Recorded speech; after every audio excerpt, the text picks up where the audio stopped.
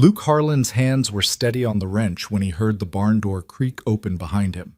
He'd fixed 1,000 tractors in his 15 years as a mechanic, but nothing prepared him for the moment he turned around. Standing in the dusty sunlight was Emily Carter, the girl who'd vanished from his life without explanation, taking his heart with her. Now she was back. A billionaire with secrets in her eyes, and the broken tractor between them was about to become the least complicated thing in his world. Before we dive into this emotional journey, I want to invite you to stick with me until the very end, because what happens when Luke discovers the truth will absolutely break your heart before it heals it. And please, drop a comment telling me what city you're watching from. I love seeing how far these stories travel across the world.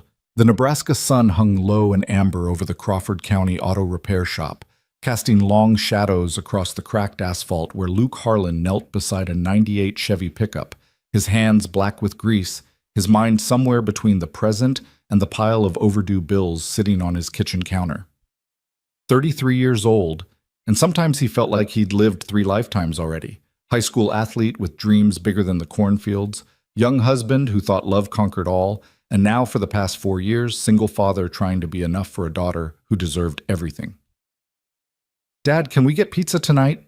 Maddie's voice rang out from inside the shop, where she sat at the cluttered desk doing homework, her backpack decorated with hand-drawn stars and the words, "Maddie's Rocket Ship," in purple marker.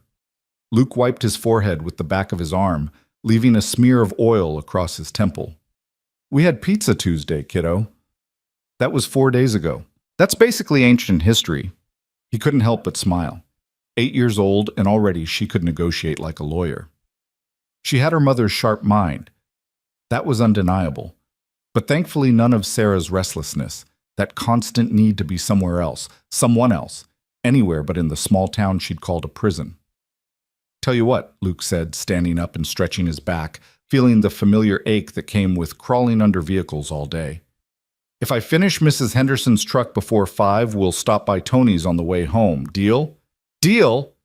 Maddie pumped her fist in the air, then immediately returned to her math worksheet with renewed focus, as if her concentration alone could make 5 o'clock arrive faster. Luke was reaching for his socket wrench when his cell phone buzzed in his pocket. Unknown number. He almost didn't answer. Telemarketers had been relentless lately, like they could smell financial desperation through the phone lines. But something made him swipe to accept. "Harlan Repairs," he said, tucking the phone against his shoulder as he worked. "Yes, hello. I'm calling from Carter Agricultural Operations. We have a tractor that's given up the ghost, and we were told you're the best mechanic in 3 counties for vintage farm equipment." Luke paused. Carter Agricultural Operations. Everyone in Nebraska knew that name, or at least the new version of it. Emily Carter. No, Emily Carter Whitmore now, he reminded himself, though he'd never actually confirmed if she'd taken her ex-husband's name, had transformed her family's struggling farm into some kind of agricultural empire. He'd seen the articles in the Omaha World Herald, read the headlines about innovation and sustainability and technology that sounded like science fiction. Billionaire farm heiress revolutionizes Midwest agriculture. That sort of thing. But he'd never let himself look too closely at the photos accompanying those articles. Hadn't let himself wonder if the eyes staring back from glossy magazine pages still crinkled at the corners when she laughed, or if she still tucked her hair behind her left ear when she was thinking hard about something. "What kind of tractor?" Luke asked, his voice carefully neutral. "A 1987 John Deere 4450. I know it's old, but Ms. Carter is particular about this machine. She refuses to replace it. We've had 3 mechanics out here, and none of them could get it running properly. Your name kept coming up." Luke's hand tightened on the wrench. A '87 John Deere 4450. Forest green, yellow accents, diesel engine with more personality than sense. He knew that tractor. Hell, he'd practically grown up with that tractor. "When do you need someone out there?"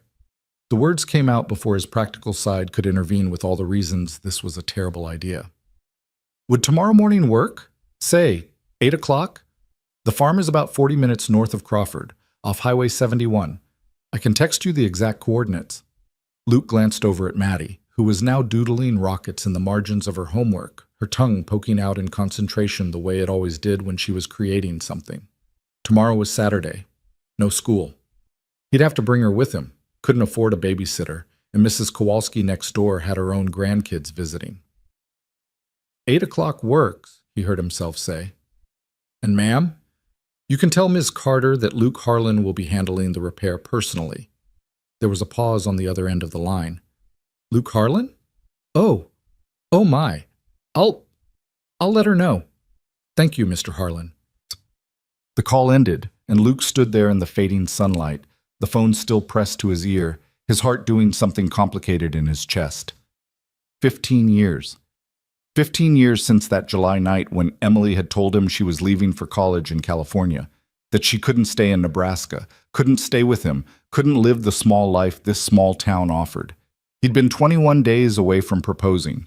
Had the ring and everything, a modest diamond from the jewelry store in Geraing, paid for with 6 months of saved paychecks from his job at the feed store. She'd left anyway. And he'd stayed, married Sarah 3 years later in what he now recognized as an attempt to prove he could move forward, had a beautiful daughter, and then watched his wife leave too, chasing some fantasy of excitement in Denver with a pharmaceutical sales rep named Derek. Dad? You okay? Maddie's voice snapped him back to the present. Luke pocketed his phone and smiled, the expression feeling slightly cracked around the edges. Yeah, kiddo, just got a job for tomorrow. Big farm out past Whitman. Might take most of the day. Can I come? Don't see why not. Might even be interesting. They've got all kinds of high-tech equipment out there, from what I hear. Maddie's eyes lit up. She'd been obsessed with science lately, constantly checking out books from the library about space and engineering and robotics. Last week she'd tried to build a pulley system to lift her backpack to her top bunk, which had resulted in a broken lamp and a lengthy discussion about load-bearing capacity. Cool. Can I bring my notebook?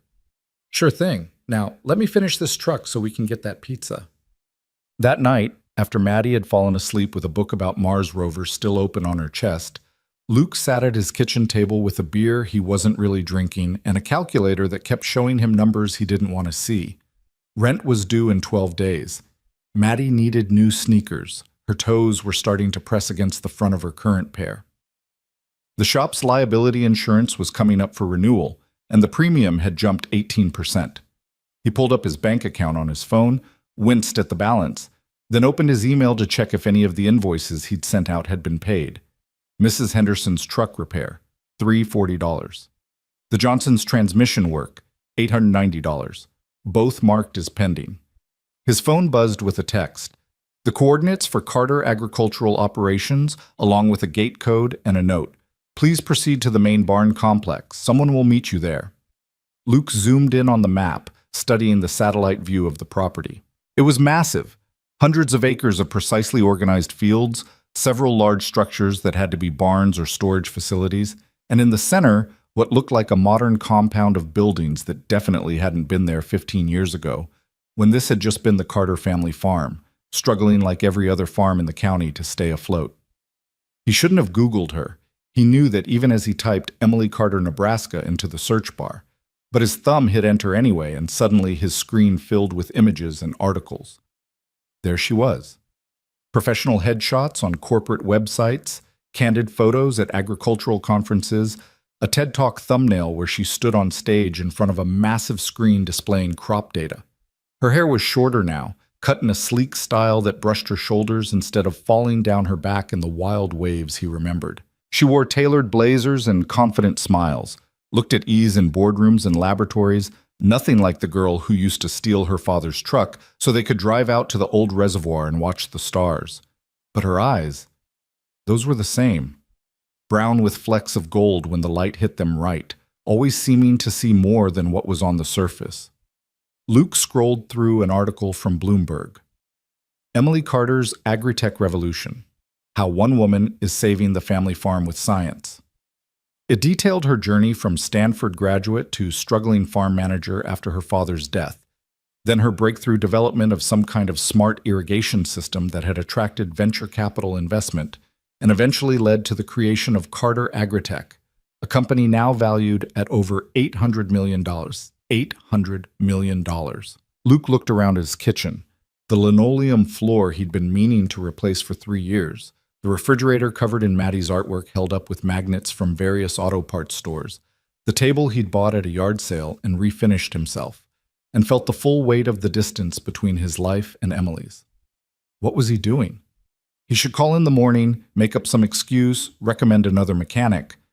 This was ridiculous. She probably wouldn't even remember him, not really. 15 years was a long time. She'd built an empire, married a venture capitalist, divorced now, according to a 2-year-old article in Fortune, traveled the world, changed agriculture as we knew it, and he'd stayed in Crawford, Nebraska, population 997, fixing trucks and tractors and trying to be enough for his daughter. But even as he thought about canceling, he knew he wouldn't.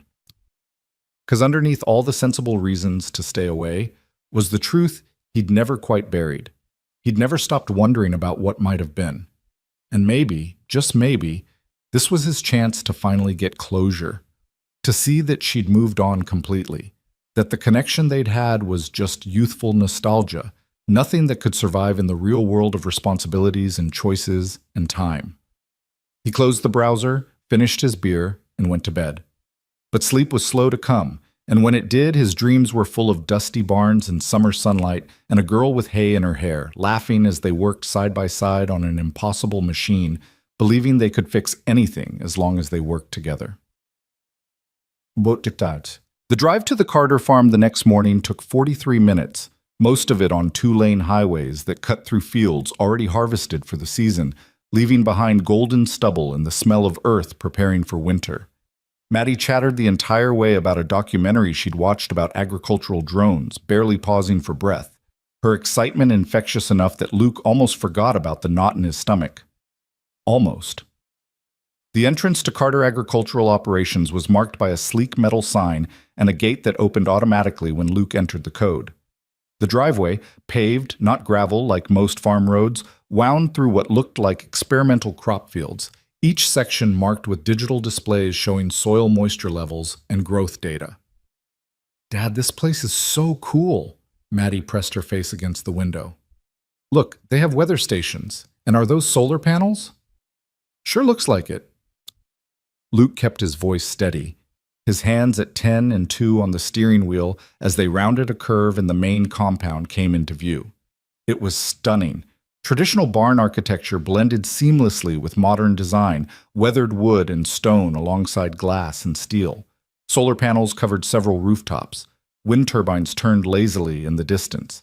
But the centerpiece was the original barn, the one he remembered, now clearly restored and expanded, but still fundamentally the same structure where he and Emily had spent countless afternoons working on the tractor that had belonged to her grandfather.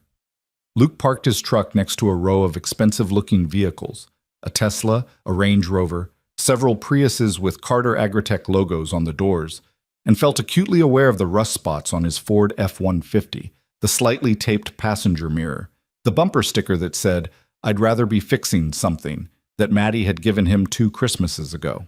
"Remember, you stick close to me, okay? This is a working farm with expensive equipment." "I know, Dad. I'll be careful." Maddie grabbed her purple backpack and climbed out, immediately spinning in a circle to take everything in. "It's like a farm from the future." Luke grabbed his tool bag from the truck bed, a battered red case that had been his father's, worn smooth from 30 years of use, and took a deep breath. Just a job, he told himself, just a tractor repair. Nothing more complicated than mechanical problems with mechanical solutions. They were halfway to the main barn when the door swung open and a young woman in a Carter Agritech polo shirt emerged, tablet in hand, efficient smile in place. "Mr. Harlan? I'm Jessica Chen, Operations Coordinator. Thank you so much for coming out on a Saturday. Ms. Carter really appreciates—" She stopped mid-sentence as a voice called out from inside the barn. "Jess, did you tell Marcus we need the soil samples from Field 7 before—" And then Emily Carter stepped into the sunlight, and the entire world narrowed down to that single moment. She was wearing jeans and work boots, a faded denim shirt with the sleeves rolled up, her hair pulled back in a ponytail that was already coming loose. There was a smudge of what looked like engine grease on her jaw. She held a wrench in one hand and her phone in the other, clearly mid-multitask, and she looked so much like the girl he remembered that Luke forgot how to breathe. Then her eyes landed on him, and he watched her entire body go still. Luke, his name came out barely above a whisper. Hey, Em. 15 years collapsed into nothing. He could see it all playing across her face, surprise, confusion, something that might have been joy, something else that looked like pain. Her fingers tightened on the wrench she was holding, her phone temporarily forgotten. Jessica glanced between them, clearly sensing the sudden shift in atmosphere. I'll go check on those soil samples. Neither Luke nor Emily acknowledged her departure. They stood there, 20 feet of Nebraska farmland between them, carrying the weight of a decade and a half of silence. I didn't know you were, Emily started. I didn't realize this was, Luke said at the same time. They both stopped. A ghost of a smile touched Emily's lips, the familiar crooked one that had always been his undoing. You first, she said softly. I didn't realize this was your family's old place. I mean, I knew Carter Agricultural Operations bought it after your dad passed, but I didn't put it together that you... He stopped, regrouped. I'm sorry. About your dad. I should have said that years ago. Something flickered in her eyes. Thank you. And I didn't know the mechanic would be you. My assistant made the arrangements. If I'd known... She trailed off, leaving the sentence unfinished. If she'd known, what? Would she have called? Not called? Dad? Maddie's small voice cut through the tension. She'd been standing quietly beside him, watching this strange interaction with the sharp observational skills she'd inherited from both her parents. Is this the broken tractor? Emily's gaze dropped to Maddie, and Luke watched something soften in her expression. Hi there. You must be, Maddie, I'm 8 3/4. I came to help my dad with the repair, but mostly I'm here to learn about your farm because I'm really interested in agricultural technology and sustainable farming practices. She delivered this in one confident rush, the way she did when she was nervous but determined not to show it. Emily's smile widened, became more genuine. Well, Maddie, who's 8 3/4, I think we're going to get along great. I love meeting people who care about sustainable farming. And yes, this, she gestured with her wrench toward the barn interior, is where our very stubborn tractor is waiting for someone smart enough to fix it. My dad's the smartest, Maddie said matter-of-factly. He can fix anything. Luke felt his neck warm. Maddie, it's true. Emily's eyes met his again, and there was something in them that made his chest tight. Your dad was always the best at fixing impossible things. Some of us were smart enough to learn that before it was too late.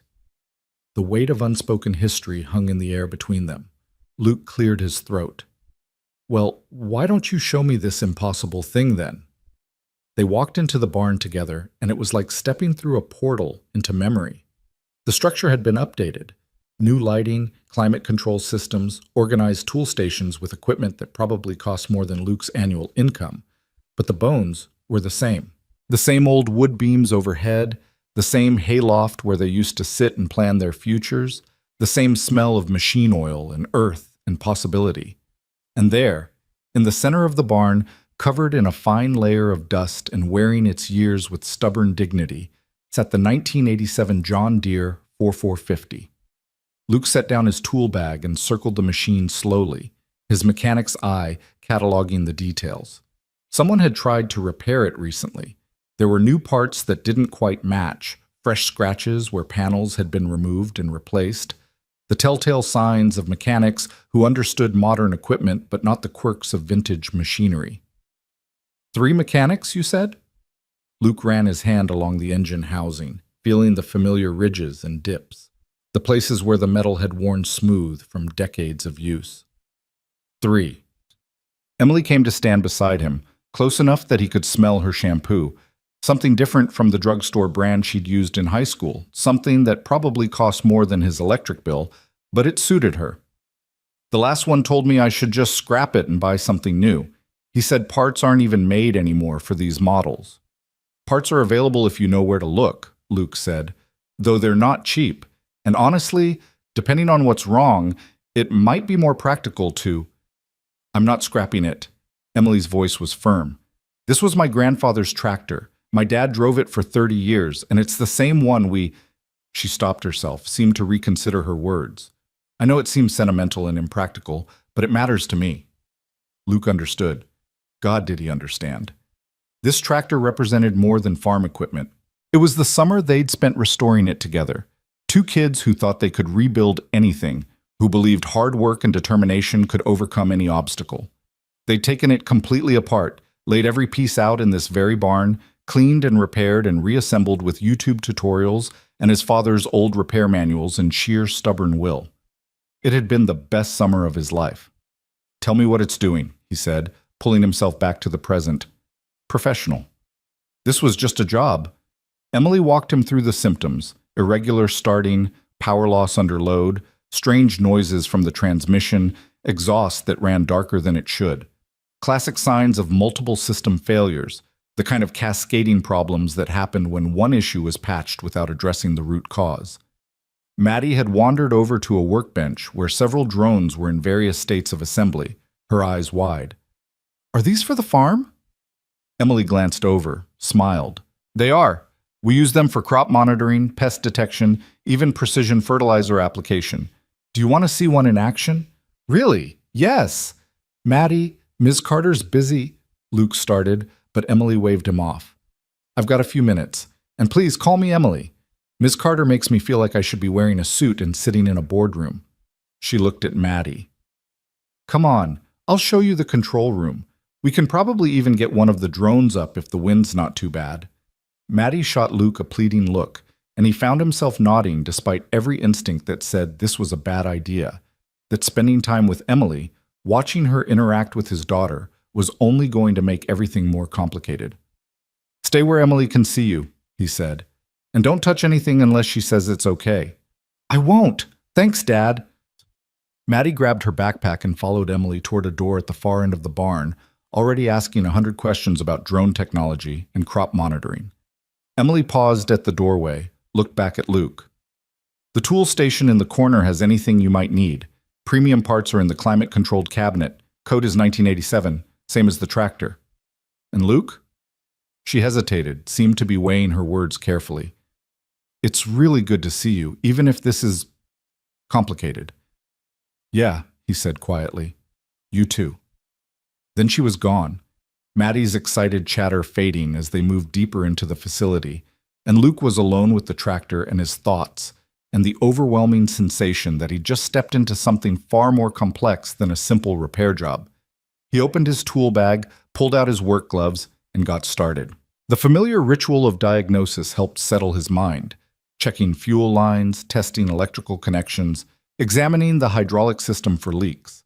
The work was meditative, each step building on the last, the kind of problem-solving that had always made sense to him in a way that human relationships never quite did. An hour passed. The problems revealed themselves gradually: clogged fuel injectors, a failing alternator, transmission fluid that hadn't been changed in far too long, and, most concerning, a crack in the engine block that had been poorly patched by someone who clearly didn't understand the stress points on these old machines. Luke was elbow-deep in the engine compartment, swearing softly at a seized bolt when he heard footsteps approaching. How bad is it? Emily's voice came from behind him. He straightened, wiping his hands on a shop rag. Honestly, it's worse than I expected. That last mechanic did some damage trying to force repairs that weren't appropriate for this model. The fuel system needs a complete overhaul, the electrical is a mess, and there's a crack in the engine block that's been patched with the wrong kind of epoxy. It's holding for now, but under heavy load. He shook his head. I can fix it, but it's going to take time and some specialized parts. And Em, I have to be straight with you. The cost of the repair is probably more than the tractor's market value. I don't care about market value. She moved closer, stood next to him looking at the exposed engine like she could will it back to health through sheer determination. Can you really fix the engine block? I can try. There's a specialty welder in Alliance who owes me a favor. If we can get the crack properly welded and reinforced, and if the rest of the block doesn't have microfractures, it's possible. Emily turned to look at him fully, and they were standing close enough that he could see the fine lines at the corners of her eyes, the small scar on her chin from when she'd fallen off the hayloft ladder at 16. Why do you think I called you? Everyone else said it was impossible, but I knew if anyone could figure it out, it would be you. You didn't call me. Your assistant, Luke. She said his name softly, a small smile playing at her lips. You really think I didn't know who you were when your name came up? When 3 mechanics failed, I specifically asked my team to find the best vintage farm equipment specialist in the region. Your name was at the top of every list, and maybe I hoped— She trailed off, looked away. Maybe I hoped it would be a chance to— I don't know. See you again, talk to you, apologize. Luke's heart was doing something complicated in his chest. Apologize for what? For leaving the way I did. For not— She ran a hand through her hair, dislodging her ponytail further. For not being braver about what I wanted. For choosing the easy path instead of the hard conversation. Before Luke could respond, before he could even begin to process what she was saying, Maddie's voice rang out from across the barn. Dad! Emily! Come see this! The drone found something weird in Field 7. They both turned to see Maddie running toward them, Emily's tablet in hand, her face flushed with excitement. Behind her, Jessica was following, looking concerned. Maddie, you shouldn't have— Luke started, but Emily held up a hand. It's fine. What did you find, Maddie? Maddie thrust the tablet toward them, showing a drone's eye view of one of the fields. Even Luke, who knew nothing about crop management, could see that something was wrong. While most of the field showed uniform growth patterns, one section displayed a distinct dark patch where the plants looked stunted or dying. Emily's expression shifted immediately from casual to intensely focused. She took the tablet, fingers flying across the screen, pulling up data overlays. That's not good. That's our heritage wheat trial. Jessica, get soil samples from that area immediately and check the irrigation logs. I want to know if there's been any fluctuation in water delivery to that zone. On it. Jessica was already on her phone making calls. What's heritage wheat? Maddie asked, bouncing on her toes. Emily's expression softened, even as worry remained in her eyes. It's a special type of wheat that my grandfather saved seeds from for 40 years. It's adapted to our specific soil and climate, more resistant to drought than modern varieties, and it makes flour that tastes like wheat used to taste before big agriculture bred flavor out in favor of yield. We've been trying to scale up production, but it's tricky. And if that section is failing, Luke asked, though he suspected he knew the answer, then we might lose the entire seed stock. That dark patch is exactly where we concentrated the parent plants for next year's propagation. Emily was already walking toward the barn entrance, tablet in hand. I need to get out there and see what's happening. Can I come? Maddie asked immediately. Please. I promise I'll just watch and learn and not touch anything. Luke opened his mouth to say no, that they should probably head home and let Emily handle her farm emergency. But Emily spoke first. I'd actually love to have you both come. Luke, you might be able to spot something I miss. You always saw patterns differently than I did. And Maddie, you found the problem. You should see how we solve it. And that was how Luke found himself 20 minutes later standing in the middle of a wheat field, watching Emily direct her team with the kind of quiet competence that made it clear why she was running a multi-million-dollar operation. She was on her knees in the dirt, examining plants with a practiced eye, collecting samples, asking questions that demonstrated an understanding of agronomy that went far beyond what he remembered from their high school days. Maddie crouched beside her, mimicking her movements, absorbing everything like a sponge. See how the leaves have this yellowish tinge? Emily held up a wheat stalk for Maddie to examine. That usually indicates nitrogen deficiency. But look at the roots, they're actually healthy. So the problem isn't in the soil necessarily. It might be water quality, Maddie suggested. If something contaminated the irrigation water, it would affect only the plants that receive that water, right? Emily's head snapped up, her eyes meeting Luke's with sudden realization. That's exactly right. Maddie, you're brilliant. She was already on her phone. Marcus, I need you to test the water in the reservoir that feeds Field 7. Check for, yes, everything. Pesticide runoff, pH levels, mineral content. Something got into the water supply. As Emily coordinated the emergency response, Luke found himself watching her with a mixture of admiration and something else he didn't want to name. This was who she'd become, Someone who could command a team, solve complex problems, build something revolutionary from the ground up. She'd left Nebraska to become this person, left him to become this person, and he couldn't even be angry about it because the alternative would have been watching her wilt in a small town that had nothing to offer someone with her drive and vision. "Your daughter is exceptional," Emily said quietly, coming to stand beside him while her team worked in the background.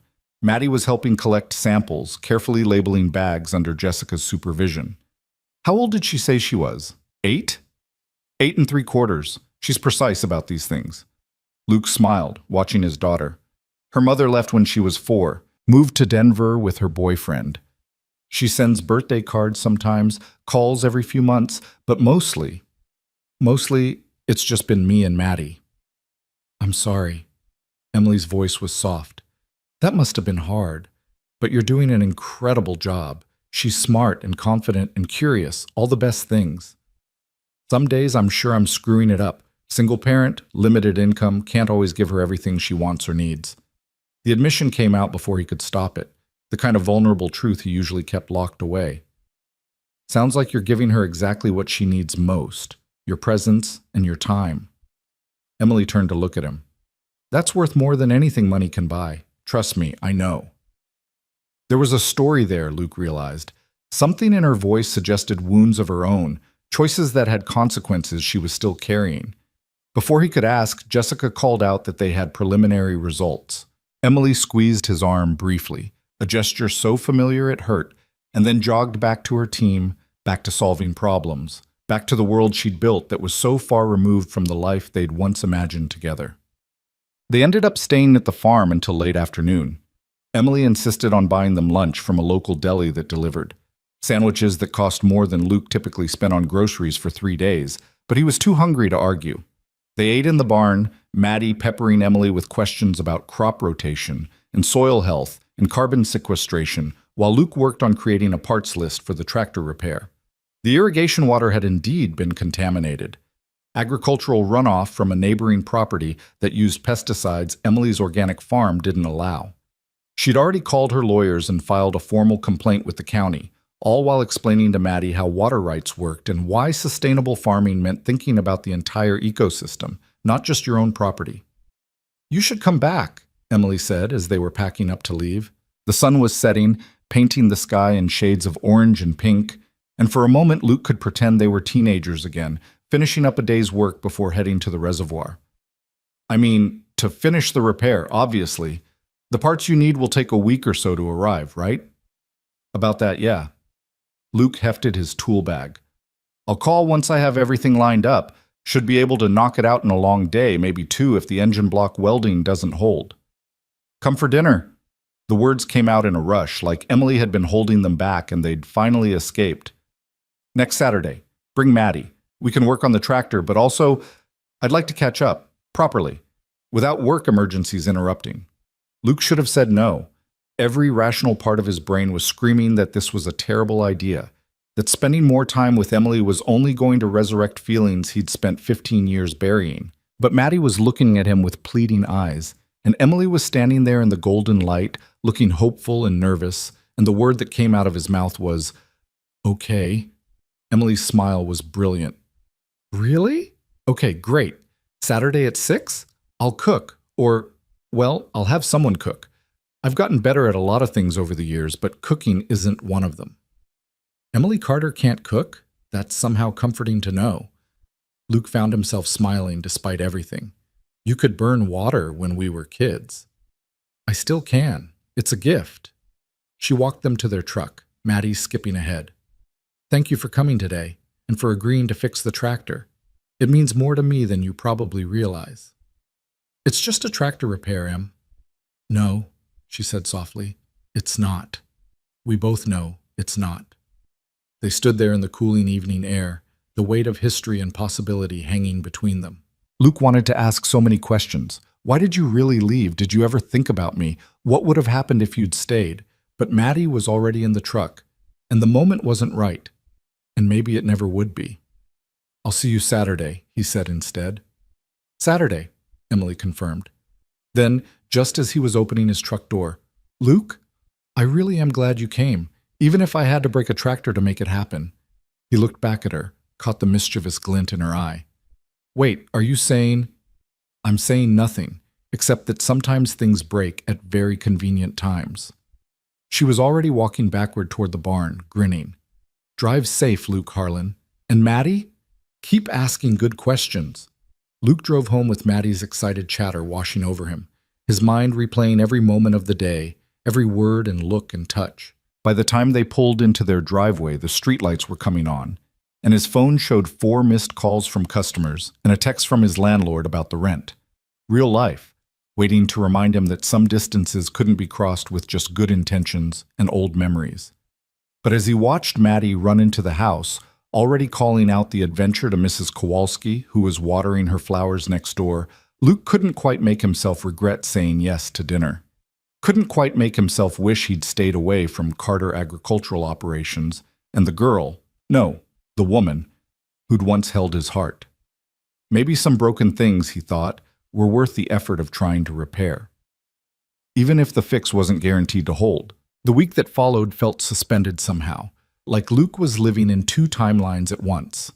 There was the regular timeline, fixing Mrs. Henderson's truck, replacing the carburetor on Jimmy Walsh's ancient Ford, negotiating a payment plan with the auto parts supplier who was threatening to cut off his credit.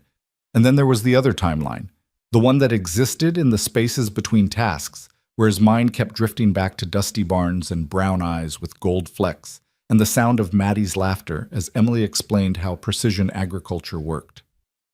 Tuesday afternoon, Luke was under a Subaru diagnosing a mysterious rattling sound when his phone buzzed. He almost ignored it. He'd learned the hard way that answering calls while wedged between an exhaust system and a transmission was a recipe for dropped phones and bruised knuckles. But something made him slide out and check the screen. Emily Carter. His heart did something stupid and complicated before he even swiped to answer. "Hey," he said, aware that his voice came out rougher than intended. "Hi, bad time?" Emily sounded slightly breathless, like she'd been running or was nervous or both. "Just diagnosing a car. What's up?" "The parts arrived early for the tractor." There was a pause, and Luke could hear wind in the background, the distant sound of machinery. "I know we said Saturday, but I was thinking, if you're not too busy, maybe you could come out Thursday. I have a board meeting Friday that's going to consume my entire day, and I'd really like to be around while you're working on it. To help, I mean, if you need help, or just to watch." That sounded less weird in my head. Luke found himself smiling despite the grease under his fingernails and the ache in his lower back. "You want to be my assistant mechanic?" "I used to be pretty good at it." He could hear the smile in her voice. "Besides, I ordered premium parts. The really expensive ones you said might not be necessary. I want to see if they were worth it." You didn't have to." "I wanted to. Consider it an investment in preserving agricultural history, or in assuaging my guilt for every meal I ate in this barn while we worked on that tractor the first time and never properly thanked you for teaching me everything I know about engines." She paused. "So Thursday? I can have lunch brought in. Maddie's welcome too, obviously. There's a visiting scientist here doing work on pollinator habitats. She might enjoy that." Luke glanced over at Maddie, who was supposed to be doing homework at the office desk, but was instead sketching what looked like an elaborate irrigation system design in her notebook. "Let me check with the boss." He covered the phone. "Maddie, want to go back to Emily's farm Thursday? She says there's a scientist there studying bees." Maddie's head snapped up so fast he worried about whiplash. "Yes. Can I bring my bee book? The one from the library about native pollinators?" Luke uncovered the phone. "Looks like Thursday works for us." "Perfect. Same time? 8 o'clock? We'll be there." After they hung up, Luke lay back down on the creeper and rolled under the Subaru, but his concentration was shot. Thursday. 2 days away. He'd see her again in 2 days, and this time it wouldn't be the shock of an unexpected reunion. It would be deliberate, planned, something they'd both chosen. That night, after Maddie was in bed, Luke found himself pulling out an old box from the back of his closet. He'd packed away most reminders of Emily years ago, right after Sarah left, in a burst of determined forward motion that had felt like survival at the time. But he'd kept one box, shoved it behind winter coats and broken electronics he kept meaning to repair. Inside were layers of his past: concert ticket stubs from the summer after high school graduation, a dried corsage from junior prom, photos from before everything was documented on phones. Luke sorted through them with careful hands, like archaeological artifacts that might crumble if handled too roughly. There, them at 17, covered in grease, grinning at the camera with the John Deere in the background. Emily's father must have taken the photo. She had a smudge of oil across her cheek and her hair was falling out of its ponytail, and she was looking at Luke instead of the camera, caught mid-laugh at something he'd said. And another, the two of them at the reservoir, sitting on the tailgate of her dad's truck, her head on his shoulder, both of them watching something out of frame, probably the sunset, though the photo didn't show it. He remembered that day. It was late August, 3 weeks before she was supposed to leave for Stanford. They hadn't talked about the future, had spent the whole summer carefully avoiding any conversation that acknowledged the approaching end date. Instead, they'd talked about crop rotation and engine timing and whether you could see the International Space Station with binoculars. "You look sad, Dad." Luke's head jerked up. Maddie stood in his doorway, clutching her stuffed rabbit, the one she claimed she didn't sleep with anymore but always ended up holding by morning. "Hey, kiddo, what are you doing up?" "Couldn't sleep. Are those pictures of you and Emily?" She patted closer, curious but cautious, always reading the room before committing to an emotion. "Yeah, long time ago. We were friends in high school." Maddie picked up the photo of them by the tractor, studying it with the intense focus she brought to everything. "You look really happy." "We were." The admission came out quiet. "We were best friends, and then we were more than that. And then she left for college, and I stayed here, and sometimes that's just how life works." "Did you love her?" The question, delivered in Maddie's matter-of-fact 8-year-old way, hit him harder than it should have. "Yeah, kiddo, I did." "Do you still?" Luke looked at his daughter, this brilliant, perceptive person who saw too much and felt too deeply, who'd already learned that people left and love wasn't always enough to make them stay. "It's complicated. A lot of time has passed. We're different people now." "That's not really an answer, Dad." "No, it wasn't. But it was the only one he had." "Come on," Luke said, closing the box and standing up. "Let's get you back to bed.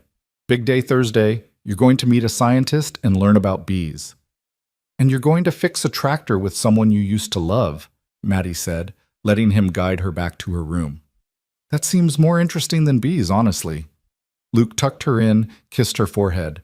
"When did you get so smart?" "I've always been smart. You just notice it more when it's inconvenient." She yawned, already half asleep. "Dad, I like Emily. She's nice. And she thinks I'm smart too. Not just for a kid, but actually smart." "You are actually smart." "I know, but not everyone sees it." Her eyes drifted closed. "She sees it." Luke stood in the doorway for a long moment after Maddie fell asleep, watching the rise and fall of her breathing, feeling the weight of responsibility and love and fear that came with being a parent. Whatever happened between him and Emily, whatever old feelings were being resurrected or new complications were being created, he had to protect Maddie first. She'd already lost one parent to restlessness and broken promises. He couldn't let her get attached to someone who might disappear again, even if that someone was Emily Carter, especially if that someone was Emily Carter. Thursday morning arrived bright and cold, the kind of crisp November day that promised winter wasn't far behind. Luke had been up since 5, unable to sleep, finally giving up and going for a run through the quiet streets of Crawford while the sky turned from black to gray to pale blue. By the time Maddie woke up, he'd showered, made breakfast, packed his tools, and was working on his second cup of coffee while pretending to read the news on his phone. "You're nervous," Maddie announced, pouring herself cereal with the confidence of someone who'd been doing it herself since she was 6. "I'm not nervous. I'm caffeinated." "You're both. You get this look when you're nervous. Your jaw does a thing." She demonstrated, making an exaggerated clenching motion that Luke had to admit looked somewhat accurate. "My jaw does not do a thing." "It totally does. You did it before my parent-teacher conference, too. And before we went to Grandma's for Thanksgiving last year, when you knew she was going to ask about Sarah again." Maddie took a bite of cereal, assessed him with those two knowing eyes. It's okay to be nervous about seeing Emily. She's really pretty and nice and successful, and you're just a mechanic with a kid and not a lot of money. Jesus, Maddie, said. Luke set down his coffee. Is that really how you think I see myself? She shrugged, but something vulnerable flickered across her face. It's how Mom saw you. She said it enough times before she left, that you'd never amount to anything stuck in this town, fixing other people's broken things. The anger that flared in Luke's chest wasn't at his daughter. It was at Sarah, who'd apparently shared her resentments with a 4-year-old, planting seeds of doubt that had been growing quietly for years. He knelt down next to Maddie's chair, waited until she looked at him. Listen to me. Your mother was unhappy, and unhappy people sometimes say unfair things, but I need you to know this. Being a mechanic isn't something I settled for. It's what I'm good at, what I choose to do. I fix things that are broken because most things worth having are worth fixing. And this town? It's not a trap. It's home. He paused, made sure she was really hearing him. There's nothing wrong with staying somewhere you love. There's nothing wrong with choosing the life you want instead of the life other people think you should want. But Emily chose to leave, Maddie said softly. And she's really successful now. So maybe Mom was right. Maybe leaving is what smart people do. Luke felt something crack in his chest. This was what he'd been afraid of. That reconnecting with Emily would make Maddie question everything she knew, would make her see her father as someone who'd failed to launch, instead of someone who'd chosen his path deliberately. Emily left because she had dreams that required leaving, Luke said carefully. And I stayed because my dreams were here. Neither choice was wrong, they were just different. He stood, ruffled Maddie's hair. And for the record, I didn't stay stuck. I stayed rooted. There's a difference. Maddie considered this, slowly eating her cereal. Finally, she said, I like being rooted. I like our house, and our town, and my school. I don't want to leave. Then we won't, not unless we both want to. Luke checked his watch. Now, finish up. We need to hit the road in 15 minutes, and you still need to brush your teeth. The drive to Carter Agricultural Operations felt different this time. Luke knew what to expect. The sleek entrance, the solar panels, the impossible blend of past and future that Emily had created. What he wasn't prepared for was the way his pulse kicked up when they rounded the last curve and the farm came into view, or the way he caught himself checking his reflection in the rearview mirror, or the way Maddie grinned at him knowingly when she noticed. Your jaw's doing the thing again, she said. Traitor.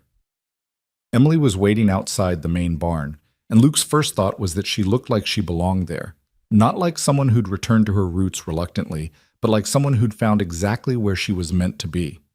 She wore jeans and a canvas work jacket, her hair loose around her shoulders, and when she smiled at their approaching truck, Luke felt 15 years collapse into nothing. You made it! Emily jogged over as they parked, her breath visible in the cold air. Perfect timing. Dr. Reeves, the pollinator researcher, just set up her observation station in the north field. Maddie, she's expecting you. Maddie was out of the truck before Luke could even turn off the engine, backpack in hand, practically vibrating with excitement. Did you know that native bee species are actually more efficient pollinators than honeybees for certain crops? And that agricultural diversity can increase pollinator populations by up to 300%? Emily laughed, delighted. I did know that, actually, but I love that you know it too. Come on, I'll introduce you to Dr. Reeves. She's going to love you. She glanced back at Luke. The tractor's ready when you are. I'll be back in 10 minutes to help.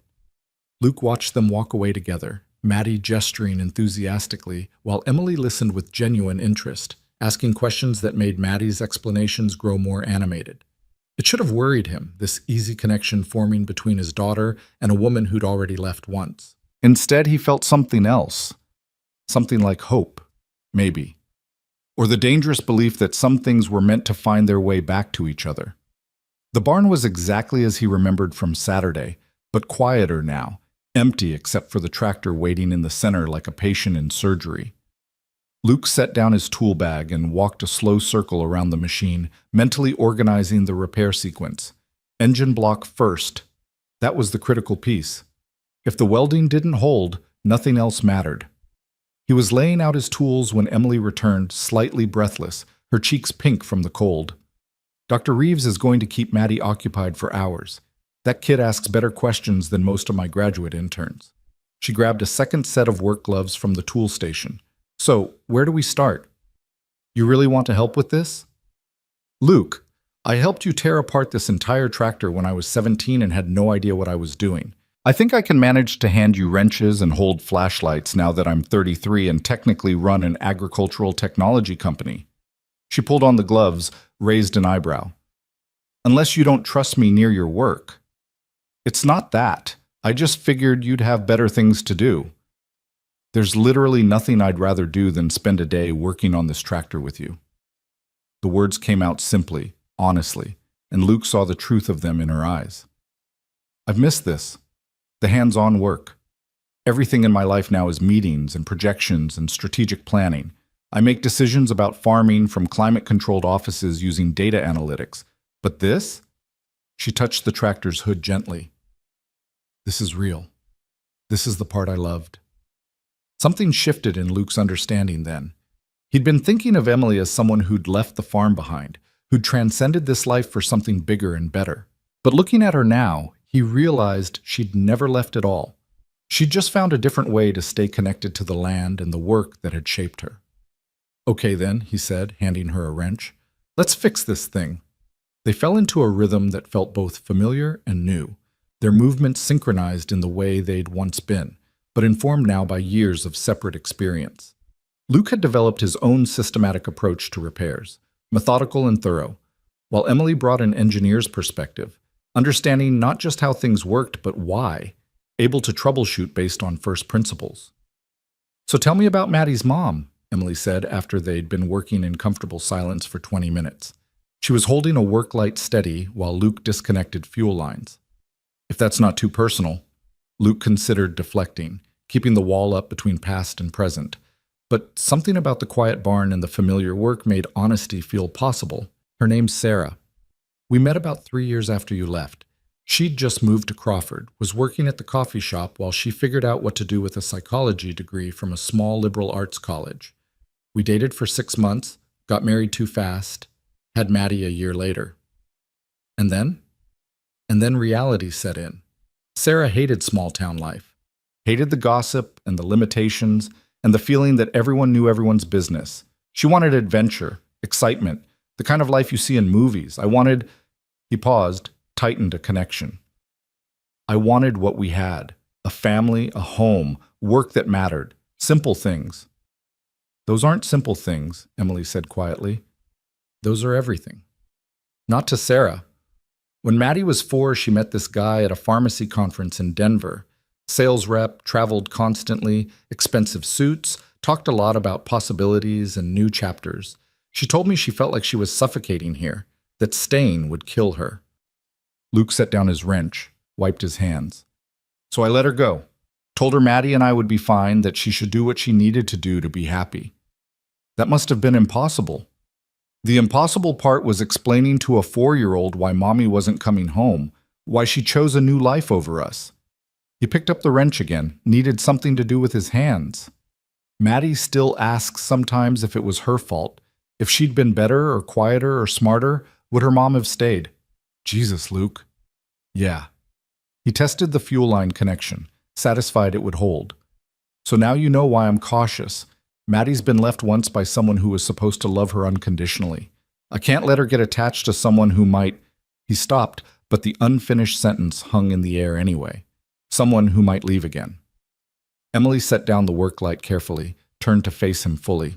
Is that what you think? That I'm going to leave again? I don't know what to think. 15 years ago, you left without looking back. Built this incredible life, this empire. And now I'm supposed to believe that you want... What? To reconnect with your high school boyfriend? To be friends? To... He ran a hand through his hair, frustration bleeding into his voice. I don't even know what this is, Em. Do you? No, she admitted. I don't know what this is. But I know what it isn't. It isn't me using you or playing with your feelings or risking your daughter's emotional safety on a whim. She stepped closer, her voice steady and sure. And I think we need to talk about what actually happened 15 years ago. Because the story you're telling yourself about me leaving without looking back? It's not the whole truth. Luke's heart was pounding. Then tell me the whole truth. Before Emily could answer, a voice called out from the barn entrance. Ms. Carter? Sorry to interrupt, but you have a call from the board. They say it's urgent. Emily closed her eyes briefly, frustration flickering across her face. Of course they do. She looked at Luke, and there was something almost desperate in her expression. Don't leave, please. We need to finish this conversation. I'm not going anywhere. I've got a tractor to repair, remember? Right. The tractor. She pulled off her gloves, started toward the door, then turned back. Luke? That summer we spent working on this tractor? It was the best summer of my life, too. I need you to know that. Then she was gone, jogging toward the main office building, and Luke was alone with the tractor and his racing thoughts, and the growing suspicion that he'd been carrying an incomplete story for 15 years, filling in the blanks with his own hurt and assumptions. He worked steadily through the morning, replacing fuel injectors, rewiring electrical connections, methodically checking every system. The engine block was the challenge. The crack was worse than he'd initially assessed, and the previous repair attempt had actually made it worse, introducing stress fractures that spider-webbed out from the original damage.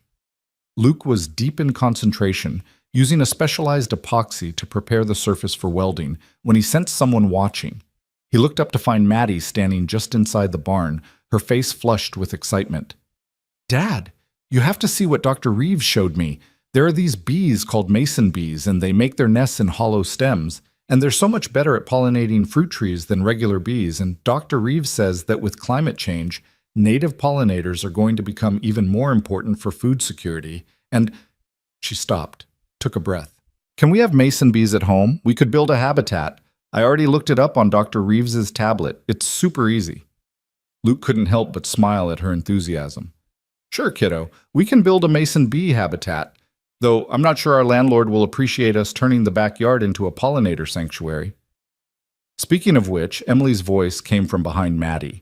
She'd returned without Luke noticing, and she looked tired now. The light that had been in her eyes earlier dimmed slightly. Sorry that took so long. Board members who've never set foot on a farm love to tell me how to run one. She shook off whatever was bothering her, focused on Maddie. Your dad says you can build a bee habitat? He said yes. Maddie bounced on her toes. Can I show him the photos Dr. Reeves took of the native bee species she's cataloging? Absolutely. My tablet's in the office. Why don't you go grab it? I need to talk to your dad about the tractor repair for a minute. Maddie ran off, and Emily waited until her footsteps faded before speaking. That phone call? My board wants me in San Francisco next week for investor meetings. 3 days of presentations and networking and convincing people with too much money that sustainable agriculture can generate returns. She leaned against the workbench, arms crossed. I hate that part of my job, the performance of it. Acting like farming is just another tech startup that can be optimized and scaled and sold for profit. But that's what you built, Luke said, not unkindly. Carter Agritech is a tech startup. It's more than that. It started as a way to save family farms, to use technology to solve real problems for real people. But somewhere along the way, it became about shareholder value and market penetration and board approval. She looked at the tractor, something wistful crossing her face. Sometimes I miss when the biggest problem I had to solve was a seized bolt, and the only person I had to answer to was myself. Luke set down the epoxy applicator, gave her his full attention. So why do you do it, if you hate it so much? Because the work matters. Because small farms are disappearing at a terrifying rate, and if technology can help them survive, then I need to do this. Even the parts I hate. She met his eyes, but it costs something. Every decision, every compromise, every board meeting where I have to defend choices that should be obvious, it all costs something. What did it cost you today? Emily hesitated, then sighed. They're questioning my judgment. Specifically, they're questioning whether personal relationships might be influencing my business decisions. It took Luke a moment to understand. They're questioning you hiring me. Not just hiring you, insisting on preserving this tractor when replacing it would be more cost-effective. Spending time on the farm instead of at our San Francisco headquarters. They're not saying it directly yet, but the implication is clear. They think I'm letting nostalgia or emotion cloud my business sense. Maybe they're right. The words came out harsher than Luke intended. Maybe keeping a 37-year-old tractor running isn't sound business. Maybe I shouldn't be here. Stop! Emily's voice was sharp. Don't do that. Don't let them make you feel like you're some kind of liability or mistake. You're the best mechanic I could have hired for this job. The fact that we have history doesn't change your qualifications. But it changes how your board sees it, how everyone will see it if… Luke caught himself, but too late. If what? Emily pushed off from the workbench, took a step closer. If we're seen together? If people find out we used to date? If this becomes something more than just a business transaction? The air in the barn felt charged suddenly, heavy with things unsaid. Luke's hands were steady even though his pulse wasn't, and he made himself hold Emily's gaze. Is that what you want? He asked quietly. For this to become something more? I don't know. Emily's honesty was almost worse than uncertainty. I know that seeing you again made me realize how much I've missed having someone in my life who knew me before I became this person. Someone who sees me as M instead of Emily Carter, CEO. Someone who doesn't want anything from me except… She stopped, laughed softly without much humor. Except I don't even know what you want. Maybe you don't want anything. Maybe I'm reading this all wrong. Before Luke could answer, before he could even figure out what his answer would be, Maddie came running back, Emily's tablet clutched in both hands, her voice carrying across the barn. Dad, look at this one. It's called a leafcutter bee, and it literally cuts pieces of leaves to build its nest. Isn't that amazing? The moment broke, and Emily stepped back, professional mask sliding into place. They spent the next hour looking at bee photos and eating the lunch Emily had ordered from some farm-to-table restaurant in Gering, sandwiches with ingredients Luke couldn't even pronounce but that tasted incredible, while Maddie monopolized the conversation with pollinator facts and Dr. Reeves's theories about habitat restoration. Luke watched Emily with his daughter, saw how patient she was with the endless questions, how she never talked down to Maddie or dismissed her enthusiasm. And he felt something dangerous taking root in his chest, something that felt like possibility and terror in equal measure. When they returned to work on the tractor, the easy rhythm from the morning didn't quite return. They were both too aware now of the conversation they'd almost had, the questions they'd almost answered. But they worked efficiently, Luke's certainty about the repair growing as each system came back online. By 4 o'clock, they were ready to test the engine. Luke had spent 2 hours on the block repair, using techniques he'd learned from years of coaxing life out of machines that should have been retired long ago. The welding would need to cure overnight, but he could at least check if the engine would turn over. Moment of truth, Luke said, checking connections one final time. You want to do the honors? Emily climbed into the driver's seat, the same seat she'd sat in 15 years ago when they'd first successfully started the restored engine, her shriek of joy echoing off the barn walls. She looked at Luke, something hopeful and nervous in her expression. Together? She said. Like before? Luke climbed up to stand beside her, one hand braced on the roll bar, the other reaching to help turn the key. Their fingers touched, and neither of them pulled away. Emily turned the key, and for a breath, nothing happened. Then the engine coughed once, twice, caught, and roared to life. The sound was beautiful, rough and powerful and alive, the exact tone Luke had been working toward.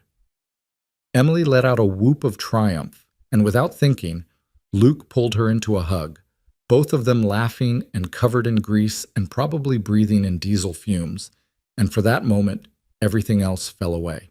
When they pulled apart, breathless and grinning, Luke realized Maddie was standing in the barn doorway, watching them with an expression he couldn't quite read. It works, Emily called to her. Your dad fixed it. I can see that, Maddie said, and there was something careful in her voice that made Luke's chest tighten. They let the engine run for 15 minutes, checking for leaks or unusual sounds, and when Luke finally shut it down, he felt the satisfaction that always came with a successful repair.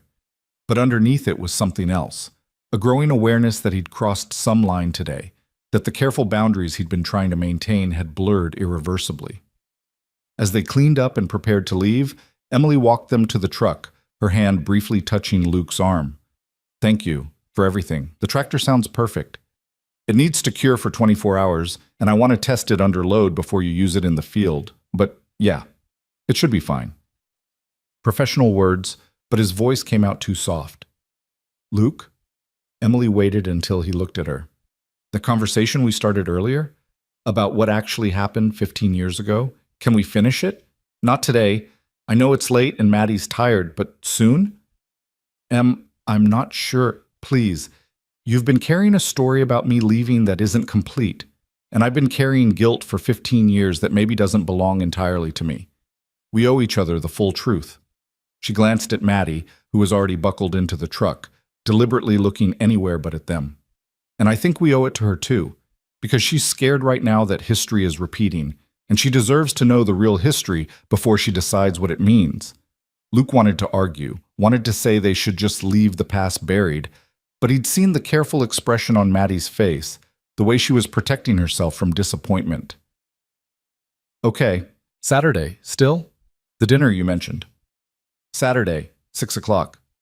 And Luke? Bring an appetite. I'm having my assistant hire an actual chef because I refuse to poison you with my cooking. He laughed despite everything, and Emily's answering smile was warm enough to carry him through the drive home, through Maddie's pointed silence, through the evening stretching ahead with its unanswered questions and terrifying possibilities. Saturday felt simultaneously too far away and not nearly far enough. Friday arrived with the kind of gray sky that promised snow, and Luke spent most of the day trying not to think about tomorrow's dinner while simultaneously thinking about nothing else. He was replacing brake pads on a Honda when his phone rang, Emily's name flashing on the screen for the third time that week. "Don't tell me the tractor's acting up already," he said by way of greeting. "The tractor's perfect." Emily's voice was tight, stressed in a way he hadn't heard before. "Luke, I need to ask you something, and I need you to say no if it's too much." Every protective instinct Luke had developed over 4 years of single parenting went on high alert. "What's wrong?" "There's a massive storm system moving in. Should hit late tonight, early tomorrow. My meteorologist is tracking it, and it's going to be bad. High winds, heavy rain, possibly hail. The problem is Field 7, where the heritage wheat is. We just planted the parent stock 3 days ago, and if this storm hits with the intensity they're predicting, we could lose everything." Luke straightened from under the Honda, his mind already working through the implications. "You need to harvest early." "We need to harvest now, today. But our main harvester is down for scheduled maintenance, and the backup has a software glitch that our techs can't resolve remotely. The manufacturer can't get someone here until Monday." She took a breath, and Luke could hear the controlled panic underneath. "I know this is insane, and I know you have a business to run, but you're the only person I know who understands both the old mechanical systems and enough about modern farm equipment to maybe figure out a workaround. Luke, this wheat represents 40 years of my grandfather's work. It's irreplaceable." Luke looked at the Honda, at the 2 other cars waiting in his bay, at the schedule Maddie had written on the whiteboard showing appointments through next Wednesday. Then he looked at his daughter, who was watching him with those 2 knowing eyes, already understanding what he was going to say. "I'll be there in an hour. Let me make some calls, reschedule what I can." "Thank you. God, thank you. I'll have my team pull all the technical specs, and I'm calling in every favor I have to get parts rushed if we need them." She paused. "Luke, I know this is above and beyond. Whatever you want to charge, we'll figure it out later. Just have coffee ready. It's going to be a long night." After he hung up, Maddie set down the homework she'd been ignoring and came to stand next to him. "You're going to help her?" "Yeah, kiddo, I am." "Because you still love her, or because it's the right thing to do?" The question, delivered in Maddie's serious way, deserved a serious answer. Luke crouched down to her eye level. "Both, maybe. I don't know yet, but I know that someone I care about is about to lose something that matters, and I have skills that might prevent that. So yeah, I'm going to help." Maddie studied him for a long moment. "Can I come?" "It's going to be boring. Lots of technical work, probably lots of frustrated adults, definitely no bee scientists or fancy lunches." "I know, but you're going to be there all night, right? And Mrs. Kowalski has her book club Friday nights, so I'd just be home alone anyway. Plus," she shrugged, trying for casual and not quite making it. "Plus, I want to make sure you're okay." Luke felt something crack in his chest, at his 8-year-old daughter trying to take care of him.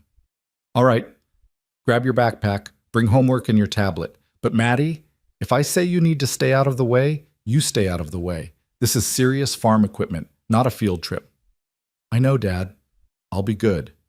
They made the drive in near silence, Luke's mind already running through diagnostic protocols for harvest equipment, while Maddie stared out the window at the darkening sky. The wind was picking up, making the truck shudder occasionally, and Luke could see the storm building on the horizon, a wall of black clouds that looked angry and determined. The farm was organized chaos when they arrived. Emily stood in the center of it all, directing her team with calm efficiency, even though Luke could see the tension in her shoulders, the way her hands clenched and unclenched when she thought no one was looking. She was on a headset, talking to someone about field conditions, while simultaneously checking a tablet showing weather radar. When she saw Luke's truck, relief flooded her face. She said something into the headset, then jogged over, her ponytail whipping in the wind. The harvester's in the equipment barn, east side. I've got Marcus and 2 of our best techs standing by. Whatever you need, just ask. She glanced at Maddie. Hi, sweetheart. Your dad's about to save my entire operation. Think you can handle being around a bunch of stressed farm workers? I brought homework and headphones. I'm good at being invisible when adults need to focus. Maddie delivered this with the matter-of-fact tone of someone who'd spent plenty of time in her dad's shop during crisis repairs. You could never be invisible, Emily said. But she was already moving, already walking them toward the equipment barn with that determined stride. Okay, here's what we're dealing with. The harvester is a Case IH combine, brand new, supposed to be the most advanced system on the market. Cost me $800,000 and has more computing power than my first college dorm. Problem is, the GPS guidance system is glitching. It thinks it's in the middle of the Pacific Ocean, which means it won't engage the automatic steering or the yield monitoring or half a dozen other systems that make it worth $800,000. They entered the equipment barn, and Luke let out a low whistle. The combine was massive, gleaming red and silver, all modern angles and sensors, more like a spaceship than farm equipment. A team of 3 people huddled around an open panel, one of them on a laptop, all of them looking frustrated. Tell me you've tried a hard reset, Luke said, setting down his tool bag. Twice. Also rebooted the GPS module, checked all cable connections, and ran full diagnostics. No hardware faults showing, but the GPS keeps insisting we're at latitude 23.5 north, longitude 158 west. Marcus, a compact guy in his 30s with grease-stained Carhartt overalls, looked up from the laptop. That's Hawaii, by the way. We are definitely not in Hawaii. Luke climbed up into the cab, started examining the control systems. The harvester was intimidating in its complexity. Multiple screens, hundreds of input sensors, everything networked and integrated in ways that made his old-school mechanical training seem quaint. But underneath all the technology, it was still just a machine with mechanical systems that could break and electrical connections that could fail. Show me the GPS antenna, Luke said, and Marcus led him to the roof of the combine, where a sophisticated antenna array sat behind protective housing. Luke examined it carefully, checking connections, looking for any signs of damage or interference. Everything looked fine, which was somehow worse than finding an obvious problem. He climbed back down, thinking hard. Emily, what's changed in the last week? New equipment installed, software updates, anything? Emily consulted her tablet. We installed weather stations in 3 fields, upgraded the irrigation control system, and brought in Dr. Reeves's bee monitoring stations. She stopped, her eyes widening. The bee stations. They have short-range radio transmitters to communicate with the data collection server. We installed one about 50 yards from this barn. Luke and Marcus looked at each other, the same thought clearly occurring to both. RF interference, Marcus said. If the frequency is close enough to the GPS band, it could swamp the receiver, Luke finished, making it pick up garbage data instead of satellite signals. Can we shut down the bee station temporarily? Already texting Dr. Reeves. Emily's fingers flew across her phone screen. She can power it down remotely. Give it a minute. They waited, the wind howling outside the barn, everyone hyper-aware of the minutes ticking away before the storm hit. Luke found himself watching Emily. The way she stood with her weight slightly forward, ready to move, ready to act, the way she'd chew her bottom lip when she was thinking, the way she'd unconsciously reached out to touch the combine, like she could will it to work through sheer determination. "Okay, station's down," Emily said. "Try it now." Marcus hit a few keys on his laptop, and they all watched the GPS coordinates on the combine's display. For a breath, nothing happened. Then the numbers started changing, scrolling rapidly through latitude and longitude until finally they settled on coordinates that actually placed them in Nebraska. "We're back!" Marcus pumped his fist. "GPS is locked, all systems showing green. We're good to go." The relief in the barn was palpable, but Emily was already moving into the next phase. "Okay, people, let's not celebrate yet. We've got maybe 4 hours before the storm hits, and we need to harvest 23 acres of wheat before then. Marcus, you drive the combine. Teresa, you're on the grain cart. I need everyone else coordinating the trucks for transport." She looked at Luke. "Thank you. Seriously, I don't know how you—" It was Marcus who figured it out. I just asked the right question. Luke watched the team mobilizing, efficient and practiced, everyone knowing their role. "What do you need me to do?" Emily hesitated, and he could see her weighing options. "Honestly, I need you to be my backup. If anything goes wrong with any piece of equipment, you're the fastest diagnostic mind I've got, which means you need to be mobile. Take one of the ATVs, stay on the perimeter road, keep your radio on channel 7. If something breaks, I need you there immediately." "Done. Maddie can stay." "Maddie stays with me in the command center," Emily said firmly. "I'm going to be monitoring from the main office, coordinating everything. She'll be warm and safe and probably bored out of her mind watching weather radar, but that's better than sitting in a barn or following you around on an ATV in this wind." Luke looked at his daughter, who nodded seriously. "I'll be okay, Dad. Go do your thing." The next 4 hours were some of the most intense of Luke's life. He raced from one crisis to another on a battered ATV that handled like it had a death wish, his radio constantly crackling with updates and emergencies. A grain cart got a flat tire in the middle of the field. Luke swapped it in 8 minutes flat, while Marcus kept the combine running. The combine's engine started overheating because debris clogged the radiator intake. Luke cleared it while standing on the engine housing, wind trying to throw him off, the first drops of rain starting to fall. Through it all, Emily's voice on the radio kept everyone coordinated, kept the operation moving. She was calm even when things went wrong, decisive even when faced with impossible choices, and Luke found himself remembering why he'd fallen for her in the first place, not because she was beautiful or familiar, but because she was capable in a way that made you believe anything was possible. By the time the storm hit in earnest, they'd harvested 19 of the 23 acres. The last 4 were going to be close. "Marcus, how's it looking?" Emily's voice crackled through the radio. 3 more passes and we're done. But Luke, I'm getting weird vibration in the header. Not critical yet, but it's getting worse." Luke, who was already racing toward the field, keyed his radio. "I'm 2 minutes out. Keep going. I'll check it when you turn." The rain was coming down in sheets now, visibility reduced to almost nothing, and the ATV kept sliding in the mud.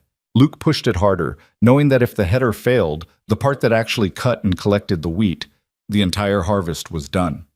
They'd lose the last 4 acres and probably damage what they'd already collected if they couldn't transport it before the storm got worse. He reached the field just as Marcus was completing a pass. The combine was a blurry red shape in the rain, its lights cutting through the darkness.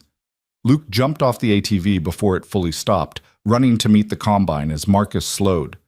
"Show me!" Luke shouted over the wind. Marcus pointed to the header drive shaft, and Luke could see the problem immediately. A bearing was failing, causing the shaft to wobble. It would seize completely within minutes if they kept running it. "I need to replace the bearing," Luke yelled. "Shut it down." "We don't have time. The storm... If this shaft seizes, we don't get anything. Shut it down." Marcus killed the engine, and sudden silence fell except for the roar of wind and rain. Luke scrambled underneath the header, his emergency toolkit in hand, working by feel as much as sight. The bearing was held in place by a retaining clip and 2 bolts, and his hands were shaking from cold and adrenaline as he worked to remove them. His radio crackled. "Luke, what's your status?" Emily's voice tight with worry. Replacing a bearing. Give me 10 minutes. The radar shows hail moving in. You've got maybe 8. Luke worked faster, his fingers screaming in protest, the rain making everything slippery. He dropped the retaining clip twice before finally getting it secured, cross-threaded a bolt, and had to back it out and start over. But finally, the new bearing was seated and locked in place. Marcus, fire it up! The combine roared back to life, the header spinning smoothly now, no vibration. Marcus gave him a thumbs up and got back to work. And Luke collapsed against the ATV, soaked to the bone, his hands cramping, watching the combine make its final passes. They finished with 4 minutes to spare. The first hailstones were just starting to fall, pinging off the combine's metal housing like bullets, when Marcus drove the last load toward the grain storage facility. Luke followed on the ATV, barely able to see through the rain and darkness, trusting muscle memory to keep him on the road. By the time he made it back to the equipment barn, the hail was falling in earnest, ice chunks the size of golf balls that would have shredded the unharvested wheat in minutes.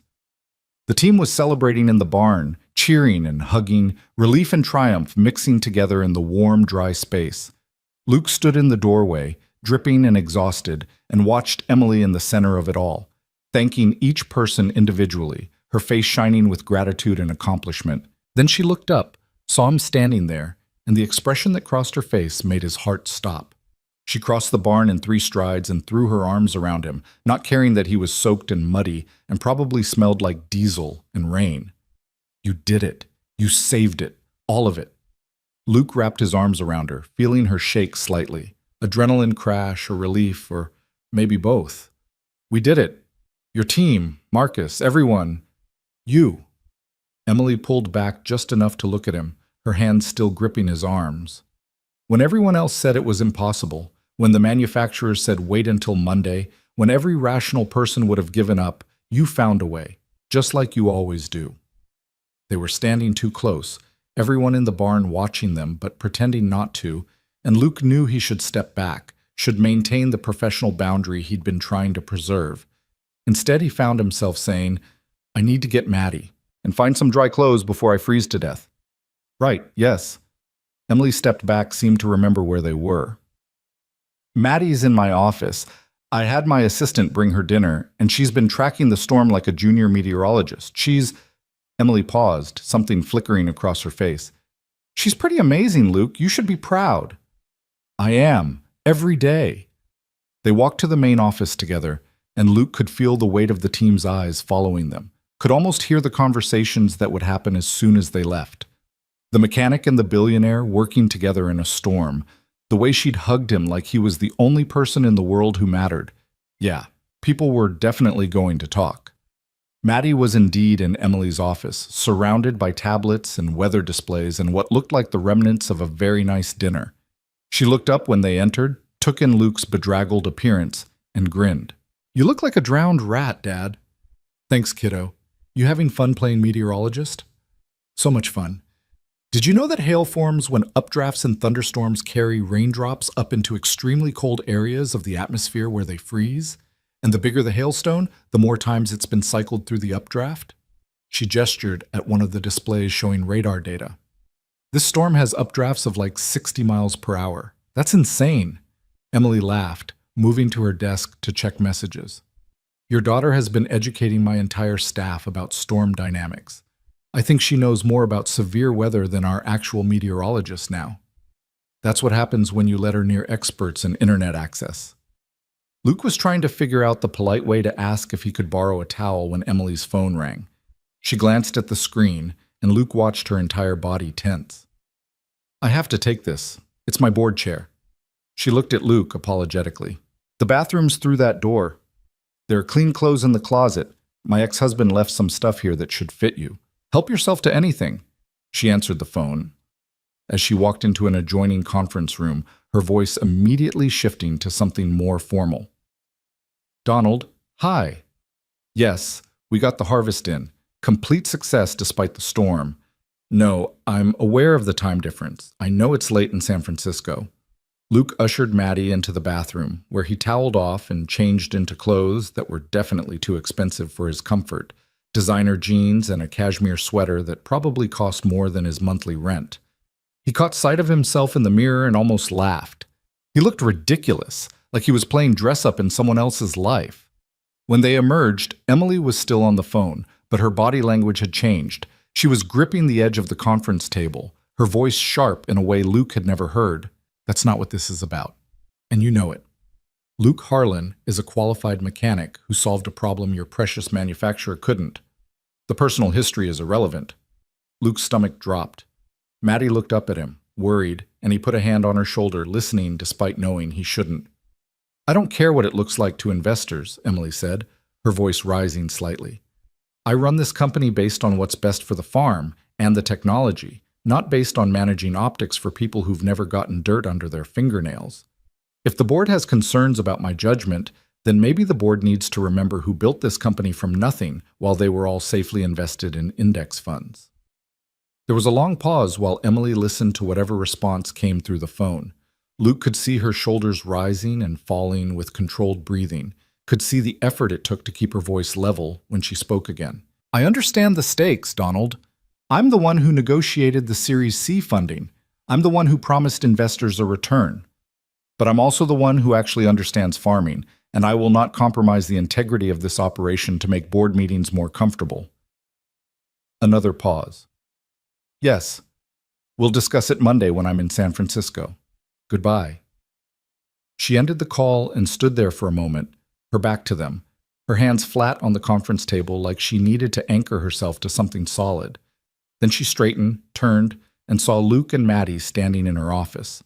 The flash of vulnerability on her face was quickly replaced by a tired smile that didn't quite reach her eyes. Sorry about that. Board politics, nothing you need to worry about. Luke started, but she shook her head. Not now. Please, it's been a really long day, and I just want to... She looked at Maddie, seemed to gather herself. I want to thank you both for everything you did today. Luke, I'm going to pay you triple your normal rate for this, and I don't want to hear any arguments. That's not necessary. It absolutely is. You dropped everything, worked in a storm, saved 40 years of irreplaceable genetic material. If anything, triple isn't enough. She moved to her desk, started gathering files and tablets, clearly preparing to send them home. But it's late, and you're both exhausted, and this storm isn't going to let up for hours. The roads are going to be terrible. Luke pulled out his phone, checked the weather radar. She was right. The storm was massive, and the roads between here and Crawford would be dangerous in the dark with this much rain and hail. But the alternative, staying here, felt loaded with complications he wasn't sure either of them was ready for. We'll be careful, he said. Come on, Maddie, let's get your stuff packed up. Or you could stay, Emily said it quietly, like she was afraid the words would spook him. I have guest rooms, well-stocked kitchen, safety. The roads are legitimately dangerous right now, Luke, and She trailed off, then seemed to make a decision. I don't want you driving in this. Please, just stay.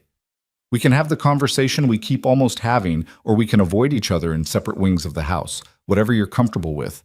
But please don't drive home in this weather. Maddie was looking at Luke with those too perceptive eyes, and he knew whatever he decided right now would mean something to her. If he insisted on leaving, she'd see it as him running away from Emily. If he stayed, she'd see it as... what? Acceptance? Hope? The beginning of something that might break her heart if it fell apart? Okay, Luke heard himself say. We'll stay, but just tonight, and Maddie gets her own room. Obviously. Emily's relief was visible. Come on, I'll show you to the guest wing. Fair warning. My interior designer went a little overboard. Everything's very minimalist and modern, and honestly kind of uncomfortable. I keep meaning to redecorate with actual personality, but I'm never here long enough to care. She led them through the main house, which was indeed aggressively modern, all clean lines and neutral colors and furniture that looked like it belonged in a museum rather than a home where people actually lived.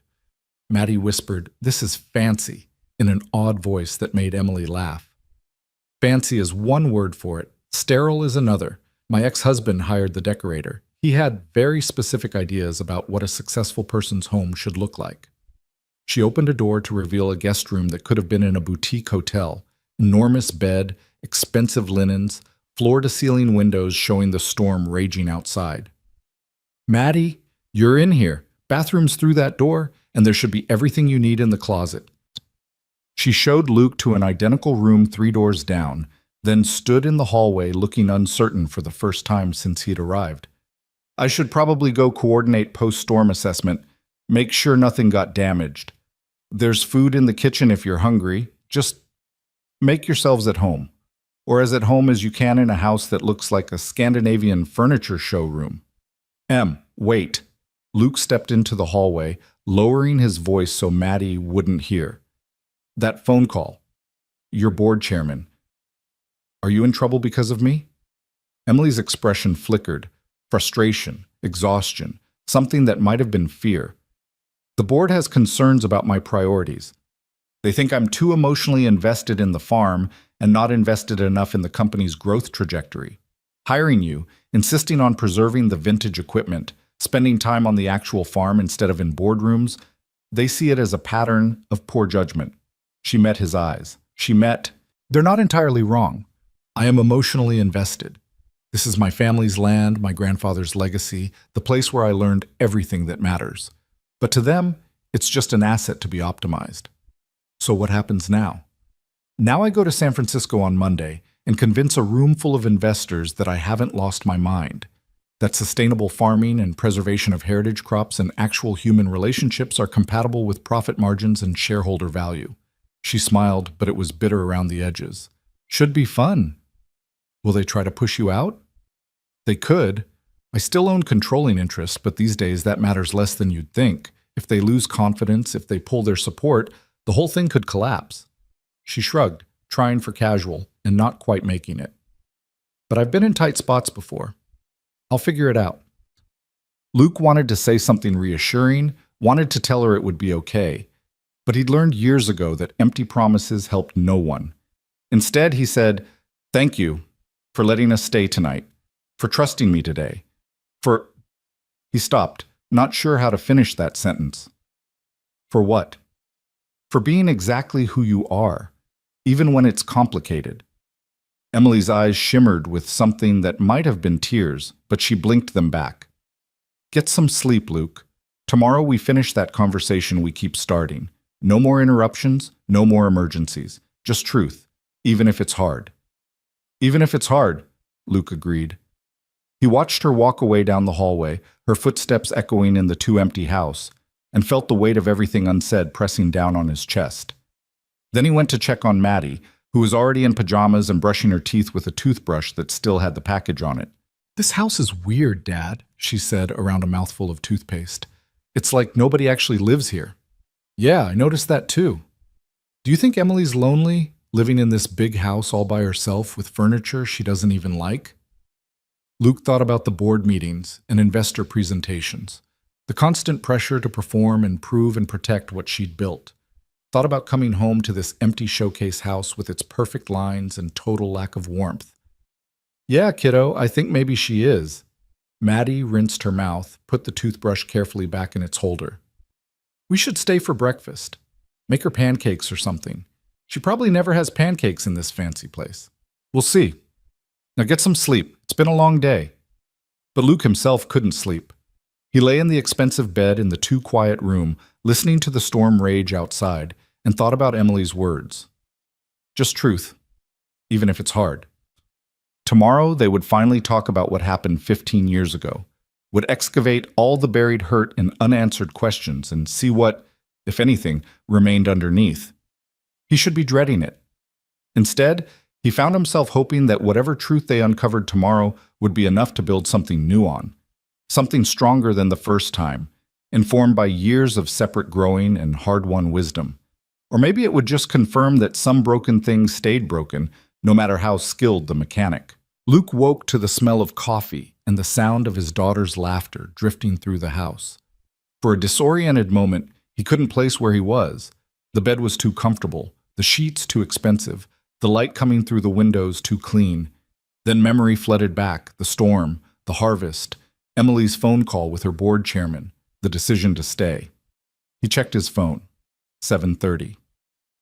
The storm had passed, leaving behind a sky so blue it looked artificial. He pulled on the borrowed clothes from last night, still weird, still too expensive, and followed the sound of voices to a kitchen that was all marble countertops and professional-grade appliances that looked like they'd never been used. Emily stood at the stove, her hair still damp from a shower, wearing jeans and an old Nebraska Cornhuskers sweatshirt that had to be from her college days. She was attempting to flip a pancake and failing spectacularly while Maddie watched from a bar stool with barely contained glee. "You're supposed to wait until the bubbles pop before you flip it," Maddie instructed with the confidence of someone who'd been making breakfast with her dad since she was 5. "I waited. I definitely waited," Emily protested, then caught sight of Luke in the doorway. "Tell your daughter I waited." "You didn't wait," Luke said, unable to suppress a smile. "And you've got the heat too high. Turn it down to medium." Emily made a face but adjusted the burner. "This is why I don't cook. I have a fundamental disagreement with food about the proper temperature for preparation." "That's not how cooking works," Maddie said seriously. "Food doesn't get to disagree. It just follows the laws of thermodynamics." "Well, thermodynamics and I are currently in a fight." Emily poured more batter into the pan, this time waiting the appropriate amount of time before attempting to flip. The pancake turned perfectly golden, and she let out a small cheer. "Did you see that? I made a pancake, an actual, non-burned pancake." Luke moved into the kitchen, accepted the coffee mug Emily pressed into his hands, and felt something settle in his chest. This? Emily in her old college sweatshirt, Maddie instructing her on basic cooking, the easy morning light. This felt more real than anything that had happened in the expensive guest rooms or the aggressively modern living spaces. "I thought we were going to make her breakfast," Maddie said, shooting Luke a look that suggested he'd messed up their plan. "I woke up early and couldn't sleep, so I figured I'd attempt breakfast as a thank you for yesterday," Emily explained. "Your dad saved my entire operation, and you were incredibly patient during what had to be the world's most boring evening. Pancakes seemed like the least I could do." She slid the finished pancake onto a plate, handed it to Maddie. "Though I'm realizing now that my pancakes are more of a punishment than a reward." "They're good." Maddie took a bite, chewed thoughtfully. "A little dense, maybe. Did you overmix the batter?" "I mixed it until it looked mixed. How can you overmix something?" Luke took over the stove, gently moving Emily aside. "You can overmix pancake batter because it develops the gluten in the flour, making them tough. You want to mix until just combined, even if there are still some lumps." He demonstrated, pouring batter with one hand while adjusting the heat with the other, falling into the familiar rhythm of cooking breakfast like he did every weekend morning in his own kitchen. Emily watched him with an expression he couldn't quite read, then said quietly, "You're good at this. The domestic stuff. Taking care of people. 4 years of single parenting teaches you a lot." Luke flipped 3 pancakes in quick succession, pleased when they all turned out perfectly. "Plus my mom insisted I learn to cook before I moved out. Said no son of hers was going to live on takeout and regret." "Smart woman. My mom tried to teach me, but I was too busy in the barn with my dad, learning about crop rotation and tractor maintenance instead of kitchen skills." Emily poured herself more coffee, wrapped both hands around the mug like she was trying to absorb its warmth. Seemed more practical at the time. Turns out both skills are pretty essential for adult life. They ate breakfast at the kitchen island, the formal dining room clearly unused, probably had never been used, and Maddie monopolized the conversation with questions about the farm's recovery from the storm. Emily answered patiently, explaining about soil saturation and hail damage assessment, occasionally pulling up photos on her tablet to show the wheat they'd saved, golden and perfect in its protected storage. "So that wheat is going to be seeds for next year?" Maddie asked, scraping up the last of her syrup. "Some of it. We'll plant about 40% for propagation, mill 20% for specialty flour we're developing, and save the rest as backup in case something goes wrong." Emily smiled at Maddie's obvious interest. "You know, if you're ever interested in agriculture, we have a summer internship program for high school students. Obviously, you're a bit young now, but in a few years—" "Really? That would be so cool!" Maddie's eyes lit up, then she glanced at Luke, suddenly uncertain. "I mean, if Dad says it's okay, and if you're still—" She trailed off, the question she was really asking hanging in the air unspoken. Emily's expression softened with understanding. "How about this?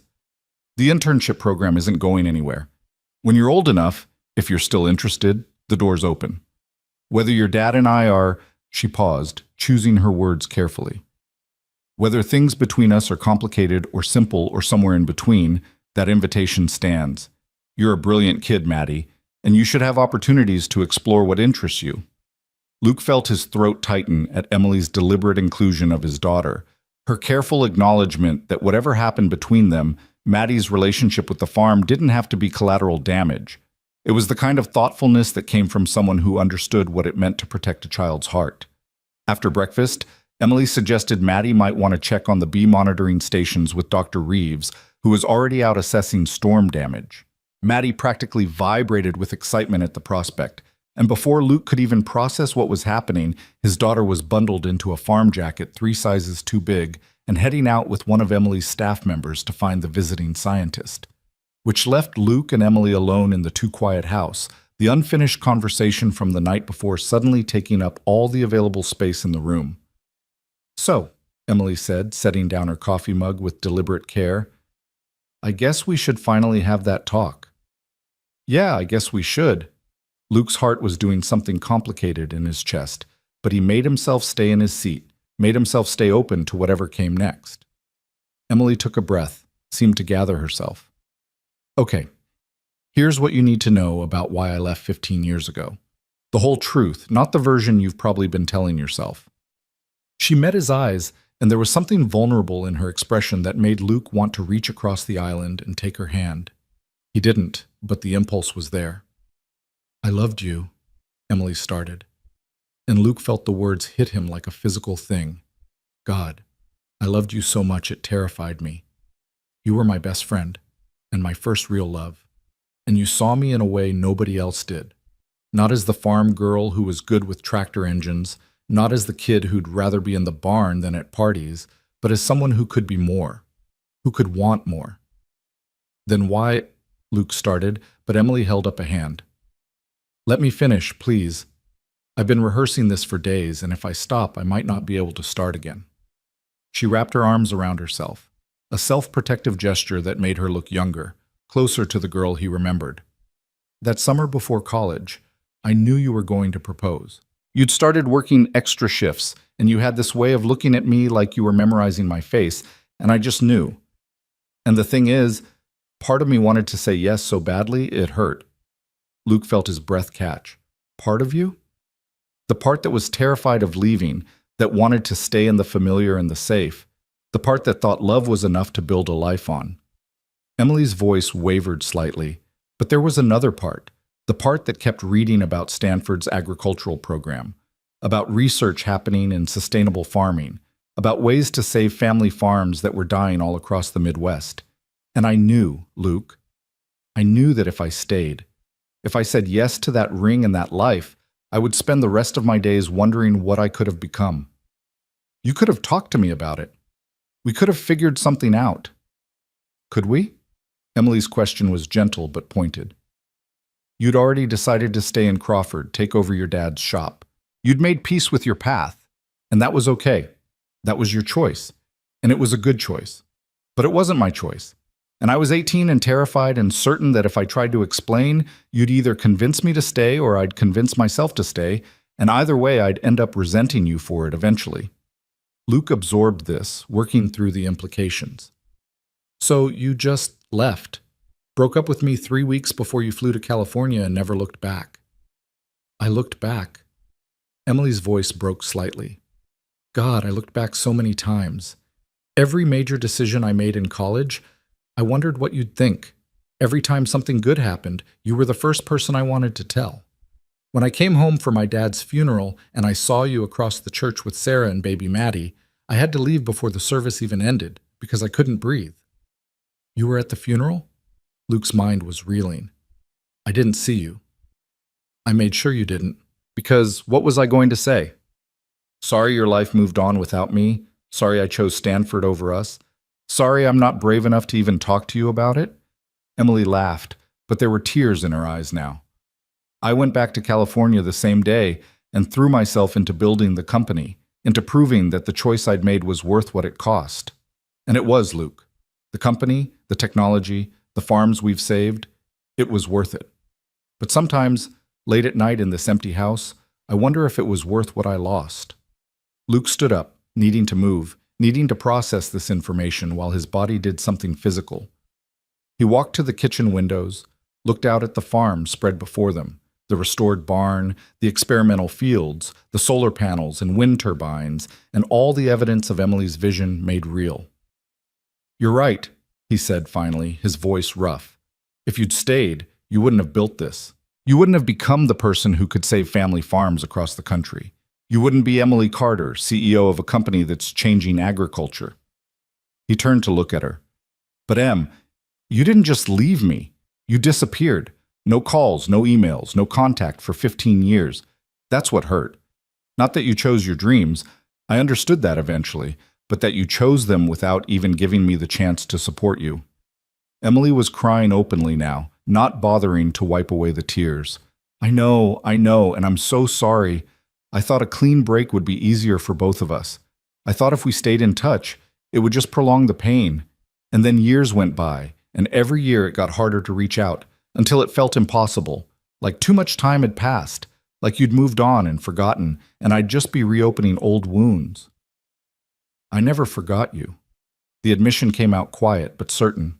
"Even when I was married to Sarah, even when I was trying my hardest to build a different life, you were always there, in the back of my mind, the standard I measured everything against." "That's not fair to Sarah or to yourself." "No, it wasn't, which is probably why that marriage was doomed from the start." Luke moved back to the kitchen island, sat across from Emily, close enough to see the gold flecks in her brown eyes. "We were both trying to replace something we'd lost, trying to prove we could move forward. But you can't build a new relationship on the foundation of an old one. It doesn't work." They sat in heavy silence for a moment, the weight of 15 years of missed communication pressing down on both of them. Finally, Emily spoke, her voice small. "So where does that leave us now? I'm still the person who left. You're still the person who stayed. Nothing about those fundamental facts has changed." "Everything's changed," Luke countered. "We're not 18 anymore, making decisions based on fear and assumptions. We're adults who've lived entire lives, made mistakes, learned things. And I'm not going to lie, part of me is still angry about how you handled it, but a bigger part of me understands why you did what you did. And an even bigger part is just grateful to have you back in my life, even if it's complicated." "It's very complicated," Emily said, but there was something like hope in her voice. "My board is looking for reasons to question my judgment. Your daughter is terrified of getting attached to someone who might leave. We live completely different lives in completely different worlds. The practical obstacles alone are just obstacles, not impossibilities." Luke reached across the island, and this time he did take her hand. Her fingers were cold, trembling slightly, and he wrapped both of his hands around hers. "I'm not saying we jump into something. I'm not saying we ignore the complications. But I'm saying that maybe, after 15 years, we owe it to ourselves to see if what we had was just young love, or if it's something that can survive in the real world." Emily's thumb traced circles on his palm, the gesture unconscious and achingly familiar. "What about Maddie?" "Maddie's the priority, always. Which means we go slow, we're honest with her, and we make damn sure that whatever happens between us doesn't hurt her." Luke squeezed her hand gently. "But Em, she already likes you. She told me you see her as actually smart, not just smart for a kid. That means everything to her. And honestly, watching you two together, it makes me think this might not be as impossible as it seems." "And your life in Crawford? Your shop? I can't ask you to give that up." "You're not asking, and I'm not offering to give it up. I love my work, I love my town, but that doesn't mean there's no room for anything else." Luke paused, thinking through the logistics. "The farm's 43 minutes from my shop. That's not nothing, but it's not insurmountable. And there are things I could do here. Equipment maintenance, training programs for vintage repairs, consulting on the blend of old and new technology you're trying to develop. Things that would let me keep my business and still be part of what you're building."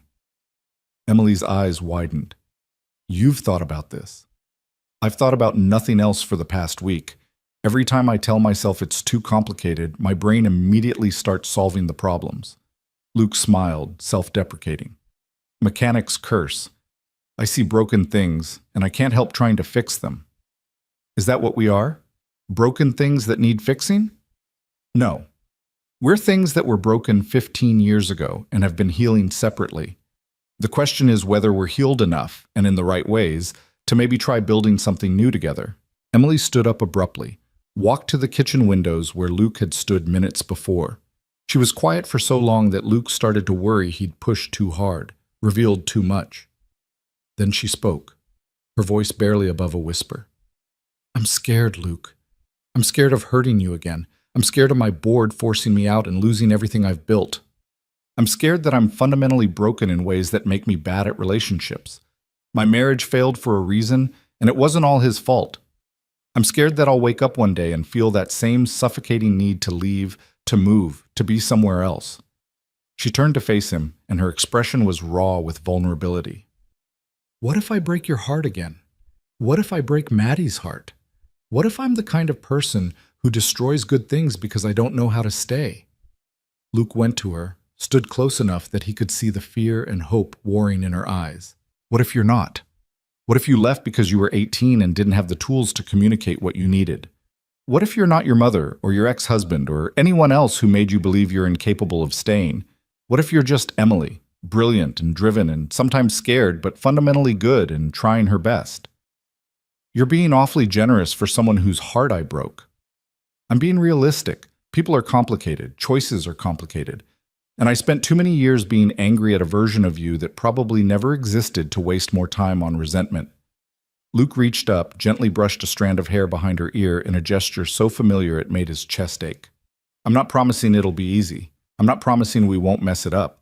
But I am promising that we're both different people now, with more tools and more wisdom and more scars that taught us things. Maybe that's enough to start with. Emily leaned into his touch, and for a moment they just stood there, close enough to kiss but not closing that final distance, letting the possibility hang between them. Then Emily's phone buzzed insistently, shattering the moment. She checked it, grimaced. It's my assistant. The board moved up Monday's meeting to tomorrow. They want me in San Francisco by evening. She looked at Luke, frustration and resignation mixing in her expression. I have to go. Pack, catch a flight, prepare presentations that will hopefully convince a room full of skeptical investors that I know what I'm doing. Then you should go do that. Luke stepped back, giving her space. And Em, you do know what you're doing. Don't let them make you doubt that. Will you be here when I get back? Not physically here, I know you have a business to run, but here, available. Willing to keep figuring this out? I'll be here. We'll be here, Luke corrected, including Maddie in that promise. But you need to promise me something too. What? Promise that if you start feeling that suffocating need to leave, you'll tell me. That you'll talk to me instead of disappearing. That we'll at least try to work through it before you make any drastic decisions. Emily's eyes shimmered with fresh tears, but she nodded. I promise. No more running without talking first. They stood there for another moment, the unspoken words piling up between them. I still love you. I never stopped loving you. What if this works? What if it doesn't? But neither of them said them out loud. It was too soon, too raw, too uncertain. Instead, Emily squeezed his hand once, then went to pack for San Francisco. And Luke went to find his daughter and figure out how to explain that things were changing, but maybe in a good way. He found Maddie in the North Field with Dr. Reeves, both of them crouched next to a bee monitoring station, discussing something involving pollen samples and native species diversity. When Maddie saw him approaching, she ran over, her face flushed with cold and excitement. Dad, Dr. Reeves is letting me help collect samples, and she says if I write up my observations, she'll include them in her research notes with my name on them, like actual scientific research. Luke couldn't help but smile at her enthusiasm. That's amazing, kiddo. But we need to head home soon. I've got appointments at the shop Monday morning, and you have school. Can we come back next weekend, please? Dr. Reeves will still be here, and she says she's going to be setting up audio recorders to capture bee sounds. Did you know different bee species make different buzzing frequencies? It's so cool. Luke glanced back at the house, where he could see Emily moving past a window, phone pressed to her ear, already shifting into CEO mode. Yeah, kiddo. We can come back next weekend. I think we're going to be spending more time here. Because of the tractor? Maddie asked, too innocently. Because of a lot of things. The tractor, the farm, Emily, all of it. Luke crouched down to Maddie's eye level. How would you feel about that? About us spending more time here, me maybe doing some work for Emily's company, you having more chances to learn about science and farming? Maddie's expression went serious, considering. Would it be like when Mom left? Where you're all happy at first and then things get weird and then someone leaves and I lose another person I care about? The question hit Luke like a gut punch. I can't promise nothing will ever change or that people won't leave. But I can promise that Emily and I are talking to each other, being honest about what we want and what we're scared of. And I can promise that no matter what happens between Emily and me, you come first, always. But you like her, like really like her, like. I can tell. Yeah, I really like her. I have history with her that's complicated, and I'm trying to figure out if that history can become a future. Luke chose his words carefully. But that doesn't mean I'm going to make stupid decisions or rush into things or forget that you're the most important person in my life, okay? Maddie studied him for a long moment, then nodded slowly. Okay. But Dad, if you're going to date Emily, you should probably tell her about the overdue rent and the bills on the kitchen counter, because secrets are bad for relationships. You told me that when I hid my bad math test last year. Luke couldn't help but laugh even as embarrassment heated his face. When did you get so wise? I've always been wise. You just notice more when it's inconvenient. She grinned, echoing her own words from days earlier, then sobered. I like Emily, Dad. She makes you smile different than you normally smile. Like you're actually happy instead of just okay. I want you to be actually happy. Luke pulled his daughter into a hug, feeling gratitude and love and fear all tangled together in his chest. I want to be actually happy too, kiddo. Let's see if we can figure out how to make that happen. They said goodbye to Dr. Reeves, collected Maddie's backpack from Emily's office, and were loading the truck when Emily came out, dressed now in clothes suitable for San Francisco boardrooms, tailored pants and a blazer that probably cost more than Luke's truck. She looked polished and professional, and completely unlike the woman who'd been attempting pancakes a few hours earlier. Safe travels, Luke said, suddenly awkward with Maddie watching them. Thanks. I'll text you when I land. Emily looked at Maddie. And you, brilliant scientist, keep asking good questions and making observations. Dr. Reeves was genuinely impressed with your insights. She was just being nice because I'm a kid, Maddie said, but she was clearly pleased. She wasn't.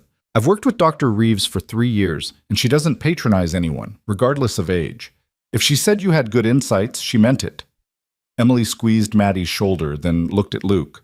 Monday evening I should be back. Can we have dinner? All 3 of us? Nothing fancy, just talking, figuring things out. Yeah, we can do that. Luke wanted to say more, wanted to pull her close and tell her to knock their skepticism out in San Francisco, wanted to promise that he'd be here when she got back. But Maddie was watching, and this was already a lot for an 8-year-old to process, so he settled for a small smile and a nod that he hoped conveyed everything he wasn't saying. Emily nodded back, understanding in her eyes, then climbed into her own truck, a sensible Ford F-250, not the Tesla from the parking area, Luke noticed with approval, and drove off toward the farm's private airstrip, where apparently she kept a plane, because of course she did. The drive home was quiet, Maddie lost in thought, Luke's mind already spinning with everything that had been said and unsaid. When they pulled into their driveway, the small rental house looked shabbier than usual, the contrast with Emily's sprawling modern home painfully obvious. The screen door still squeaked, the yard still needed mowing, the whole place had the worn look of barely making it that Luke usually ignored but now felt acutely. It's not fancy, but it's home, Maddie said quietly, reading his thoughts in the way she sometimes did. Yeah, it's home. Luke grabbed their bags from the truck bed. Come on, let's get inside. I think we both could use some normal for a while. But normal proved elusive. Luke spent Sunday catching up on neglected shop work, but his mind kept drifting to Emily facing down her board, to the possibility of something new being built from the ruins of something old. When his phone buzzed with a text late Sunday evening, his heart jumped before he even checked who it was. Emily. Landed safely. Board meeting tomorrow at 9 a.m. their time. Terrified but ready, Thank you for yesterday, for all of it, for being willing to try. Luke, you're going to be great. They'd be idiots not to see how brilliant you are. Talk tomorrow? Emily. Tomorrow. Sweet dreams, Luke Harlan. Luke stared at that last message for longer than was probably reasonable, then typed back, Sweet dreams, Em.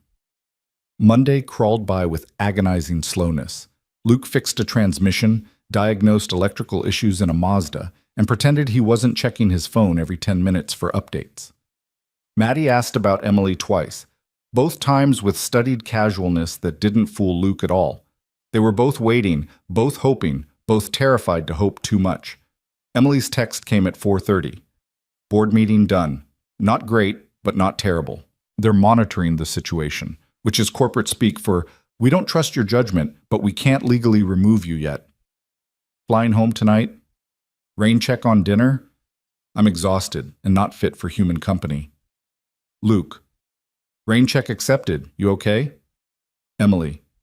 Define okay. I'm not fired. The company still exists, and I get to keep trying to save farms while my board second-guesses every decision. So yeah, I guess I'm okay. Just tired. Really, really tired. Luke. Get some rest. We'll talk when you're ready. But Tuesday brought a new crisis, and Wednesday too. Emily was dealing with equipment malfunctions and supplier negotiations and all the daily emergencies of running a farm and a company. They texted sporadically, good morning messages, brief updates, the occasional photo of Maddie's latest project or a sunset over the fields, but nothing substantial, nothing that moved them forward from the conversation they'd started Saturday morning. Thursday evening, Luke was closing up the shop when his phone rang. Emily's name, but instead of relief, dread pooled in his stomach. Phone calls meant something was wrong. Hey, he answered, keeping his voice neutral. Luke? Emily's voice was strained, wound tight. I need to tell you something, and I need you to not make any decisions until I finish talking. Can you do that? What's wrong? My board held an emergency meeting today. Apparently one of the investors did some digging into my recent activities. The tractor repair, the emergency harvest, you working here. They're concerned about appearances, about whether I'm prioritizing personal relationships over sound business decisions. She took a shaky breath. They've given me an ultimatum. Either I maintain strict professional boundaries and bring in an outside consultant to oversee farm operations, demonstrating that I'm putting company interests first, or they'll call for a vote of no confidence. Luke's grip tightened on his phone. That's ridiculous. Everything I did was professional. The repairs were needed, the harvest was critical. I know that, and you know that. But perception matters to investors. They see a mechanic from my past suddenly doing work for my company. They see me spending time on a vintage tractor that has more sentimental value than practical value, and they construct a narrative about poor judgment. Emily's voice cracked slightly. Luke, I think I need to step back from us. Not because I want to, but because I can't risk losing the company. Too many people depend on it. Too many farms rely on the technology we're developing. I can't let my personal life destroy that. The words hung in the air between them, and Luke felt something cold settle in his chest. History repeating itself. Emily choosing her career over them, leaving to protect what she'd built. Except this time was worse, because this time they'd both known better. Both promised to communicate. Both believed they were old enough and wise enough to make it work. So that's it? Luke's voice came out flat. Your board applies pressure, and you just fold? No fight, no pushing back, just immediately sacrifice whatever this is between us? It's not that simple. It seems pretty simple from where I'm standing. Once again, when things get hard, you choose the safe option. You leave. Luke knew he was being unfair even as the words came out, knew that Emily was in an impossible situation, but the hurt was overriding his rational brain. And the worst part? I can't even be angry because you're probably right. You probably should protect your company. You probably should maintain professional boundaries. You probably should cut ties with the small-town mechanic who's just a complication you don't need. Luke, please don't. I have to go. Maddie has homework, and I have a business to run. He was being cruel now, using her own words against her, and he hated himself for it even as he couldn't stop. Good luck with your board, Em. Hope they're worth it. He ended the call before she could respond, then immediately wanted to call back, to apologize, to take it all back. But his pride and his hurt wouldn't let him, so instead he sat in his truck in the empty shop parking lot and let himself feel the full weight of losing Emily Carter for the second time in his life. This time, though, it hurt even worse, because this time he'd known exactly what he was losing. Luke sat in his truck for 20 minutes before he could trust himself to drive home. When he finally did, Maddie took one look at his face and went quiet in that way she had when she knew something was badly wrong. They ate dinner in near silence, mac and cheese from a box, the comfort food that never actually brought comfort, and Luke pretended not to notice when Maddie pushed her food around her plate without eating much. "Emily's not coming over, is she?" Maddie finally asked as Luke was washing dishes, her voice small and resigned in a way that made his heart crack further. "No, kiddo, she's not." "Because her board doesn't approve?" "I heard you on the phone. You weren't exactly quiet." Luke set down the dish he was washing, turned to face his daughter. "It's complicated. Emily has a company to run and investors to answer to, and sometimes that means making hard choices. That's adult speak for she's choosing work over us." Maddie's eyes were dry, but her voice shook slightly, just like Mom did. "Everyone always chooses something else." "That's not," Luke started, then stopped because what could he say? That Emily was different? That the situation was more nuanced? None of that mattered to an 8-year-old who was watching another important person disappear from her life. "I'm sorry, Maddie.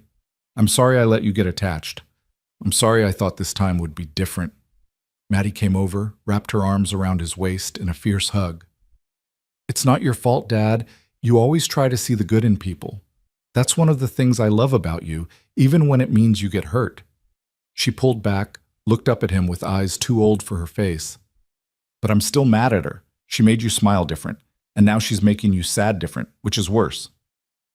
That night, Luke lay awake staring at his ceiling, his phone dark and silent on the nightstand.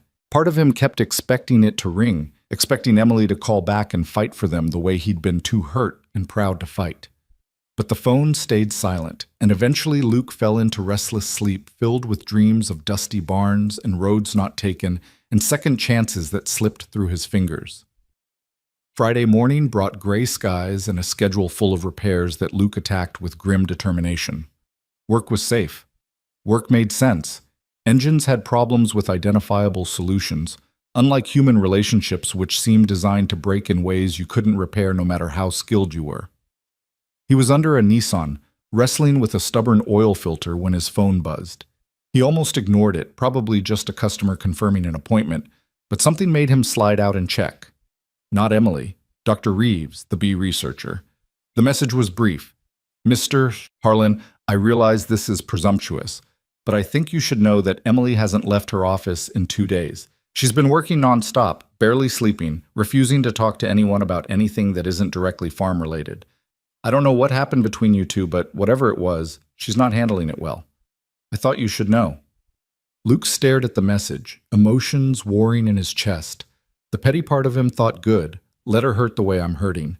But the larger part, the part that had loved Emily at 17 and was maybe falling in love with her again at 33, couldn't stand the thought of her suffering alone. He was still debating what to do when another text came through, this time from a number he didn't recognize. "Mr. Harlan, this is Jessica Chen from Carter Agritech. Emily doesn't know I'm contacting you, and she'd probably fire me if she found out, but you need to know what happened in that board meeting." The consultant they're bringing in? It's her ex-husband. The board chairman specifically requested him, knowing their history. They're not trying to protect the company. They're trying to push her out and install someone they can control. Emily knows this, and she's trying to handle it alone because she thinks that's what strong leaders do. But she's breaking, Mr. Harlan, and I don't know how to help her. Luke read the message 3 times, fury building with each pass. Her ex-husband. They were bringing in her ex-husband as the outside consultant, the person who'd made Emily feel broken and incapable of relationships. This wasn't about professional boundaries or sound business practices. This was a power play, and Emily was caught in the middle of it. He called Jessica Chen immediately. She answered on the first ring. "Thank you for calling back. I wasn't sure you would." "Tell me everything, and don't leave anything out." Jessica laid it out in quick, efficient detail. The board chairman, Donald Morrison, had been trying to push Emily toward a more aggressive growth strategy, selling out to a larger agricultural conglomerate, going public, prioritizing profit over the mission of helping small farms. Emily had been resisting, maintaining that Carter Agritech needed to stay true to its roots. So Morrison had orchestrated this, finding the smallest excuse to question her judgment, then bringing in Christopher Whitmore, Emily's ex-husband and a venture capitalist who'd made millions buying struggling companies and stripping them for parts. He'll do a review, find inefficiencies, and recommend changes that align with Morrison's vision, Jessica explained. And because he's an outside consultant with an impressive resume, the other board members will defer to his expertise. Emily will be marginalized in her own company, and eventually she'll either quit in frustration or they'll manufacture cause to remove her. And Emily knows this? She knows. But she also knows that fighting it publicly could tank the company's valuation and hurt all the farmers who depend on their technology. So she's trying to outwork the problem, prove her value through sheer determination and perfect execution. She thinks if she's good enough, works hard enough, makes no mistakes, they won't be able to touch her. Jessica's voice dropped. But Mr. Harlan, nobody can be that perfect. She's going to burn out or break down, and then they'll use that as evidence that she's not fit to lead. Luke's mind was already working through the angles, seeing the trap Emily was caught in. She couldn't fight without risking the company. She couldn't comply without losing control. And she was trying to handle it alone because she'd spent her whole life believing that asking for help was weakness. Jessica, what does Emily need? Not what the board needs, not what the company needs. What does she actually need to get through this? There was a pause, then Jessica said quietly, she needs someone who sees her as Emily, not Emily Carter, the CEO. Someone who reminds her why she built this company in the first place. Someone who won't let her disappear into work and pretend she's fine when she's not. Another pause. She needs you, Mr. Harlan, even if she's too stubborn to admit it. Luke ended the call and stood in his shop, grease-stained and exhausted, facing the same choice he'd faced 15 years ago when Emily left for Stanford. He could protect himself, maintain his boundaries, let her handle her problems alone. It would be safer that way, less risk of getting hurt again. Or he could fight for her, fight for them, show up even when she'd pushed him away, because sometimes love meant not accepting someone's fear-driven decisions as final. Maddie, Luke called toward the office. Pack your backpack. We're taking a road trip. Maddie appeared in the doorway, homework in hand, suspicious hope in her eyes. Where are we going? To remind a very stubborn woman that she doesn't have to face everything alone. Luke was already pulling off his work coveralls, mentally calculating drive time. And to tell a board of directors that they picked the wrong mechanic to mess with. The drive to Carter Agricultural Operations took 43 minutes, during which Maddie peppered Luke with questions he didn't have good answers to. What was he going to say? What if Emily didn't want to see him? What if he made things worse? Luke didn't know, but he knew that doing nothing, letting Emily fight alone, letting fear and corporate politics win, would haunt him forever. The farm looked the same as always when they arrived, but there was a tension in the air Luke could feel even from the parking area. People moved with deliberate efficiency, conversations conducted in low voices, everyone walking on eggshells. He spotted Jessica near the main office and headed straight for her. Where is she? Her office, second floor. But Mr. Harlan, she's in a conference call with the board right now.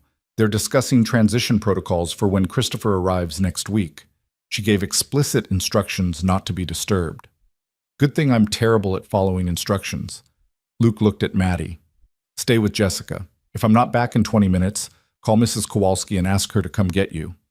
Dad, what are you going to do? Something either really brave or really stupid, possibly both. Luke squeezed his daughter's shoulder, then headed into the main office before his rational brain could intervene. He took the stairs 2 at a time, followed the sound of Emily's voice to a corner office with glass walls. She sat at a conference table, laptop open, looking exhausted and impeccable in equal measure. Her hair was pulled back severely, her blazer perfectly pressed, but he could see the shadows under her eyes, the tension in her shoulders, the way her hand trembled slightly as she took notes. Understand the board's concerns about operational efficiency, Emily was saying into the laptop, her voice professional and empty of emotion. I'm prepared to cooperate fully with Mr. Whitmore's review and implement any reasonable recommendations. Luke didn't knock. He opened the door and walked in, and the shock on Emily's face would have been comical under different circumstances. "Luke, I'm in the middle of a board meeting, I know. Perfect timing." Luke moved into the camera's frame, addressed the screen where he could see multiple faces in gallery view. "Good afternoon, board members. I'm Luke Harlan, the mechanic who apparently caused such concern by doing my job competently. I have a few things to say, and you're going to listen." "Mr. Harlan, this is a closed meeting." That was Morrison, the board chairman, looking outraged and slightly alarmed. "And I don't care. Here's what you need to know.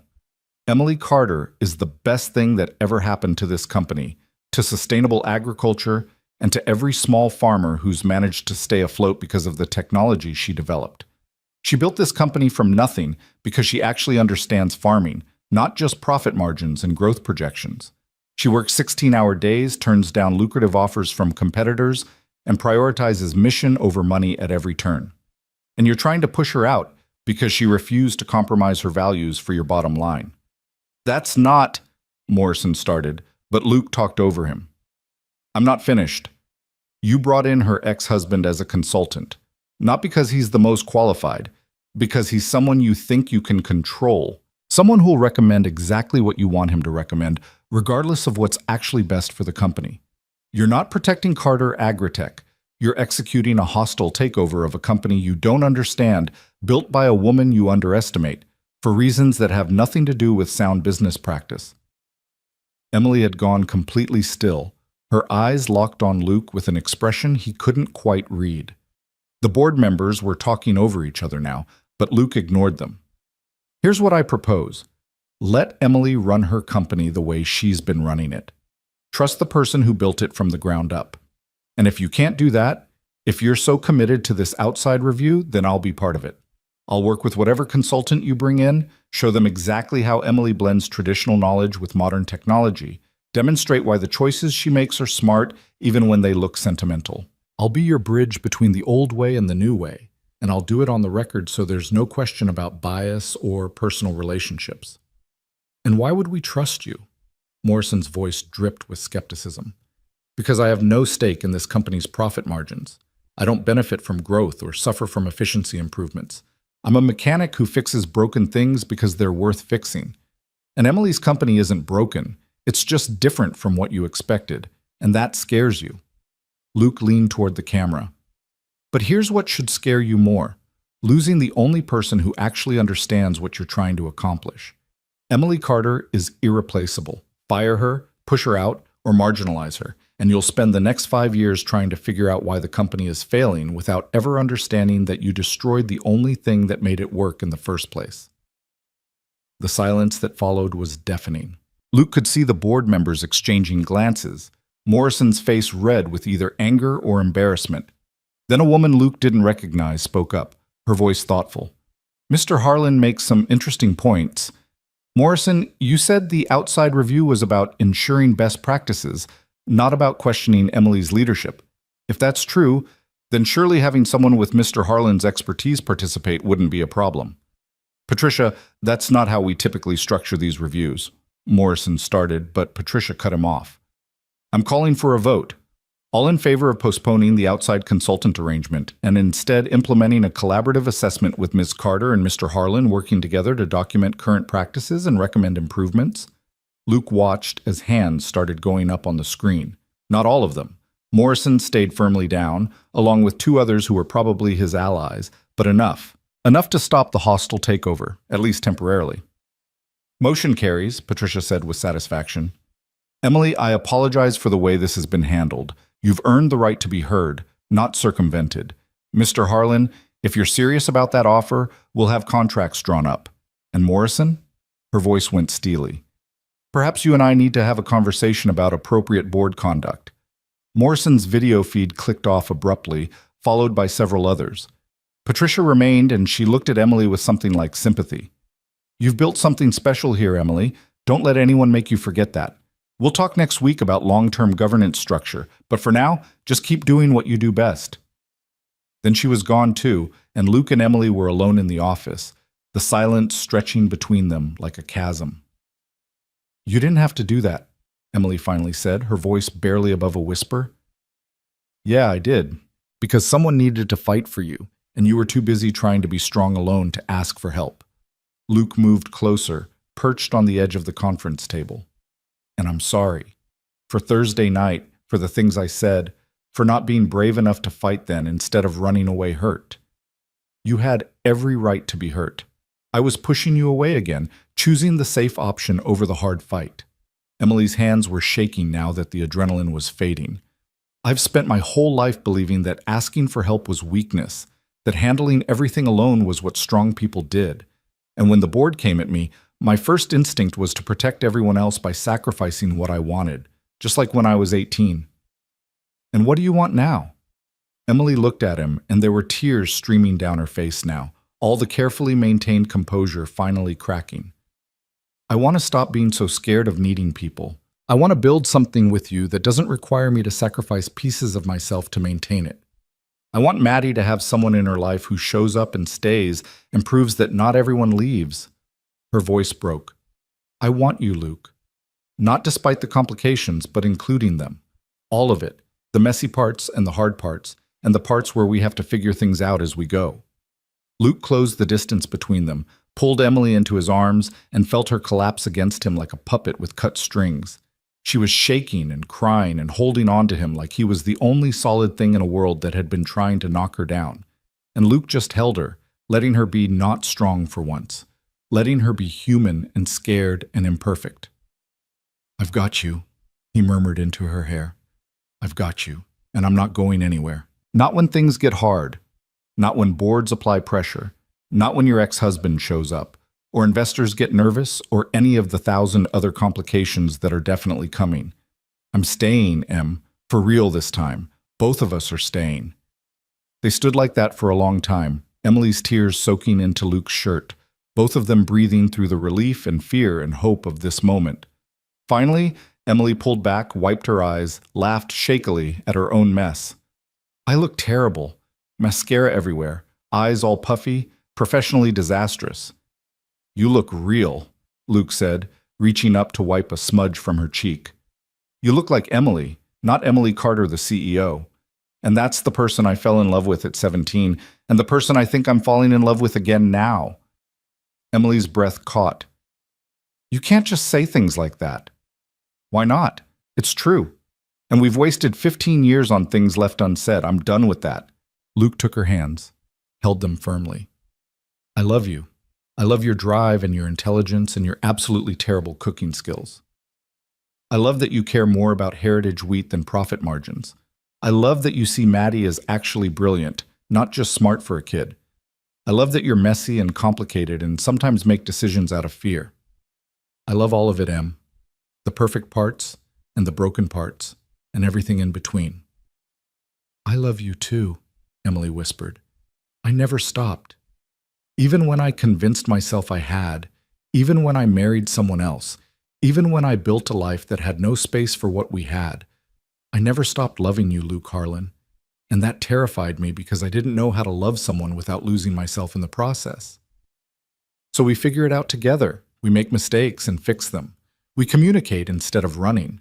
We build something new that honors what we were but isn't limited by it. Luke smiled, felt something settle in his chest that had been unsettled for 15 years. And we start by going downstairs and telling Maddie that she was right. I do smile different around you, and that's a good thing. Emily laughed, a real laugh this time, and kissed him. It was gentle and careful, and tasted like tears and coffee and second chances. And when they finally pulled apart, Luke felt like he was 17 again, except better, wiser, more certain of what he was choosing and why.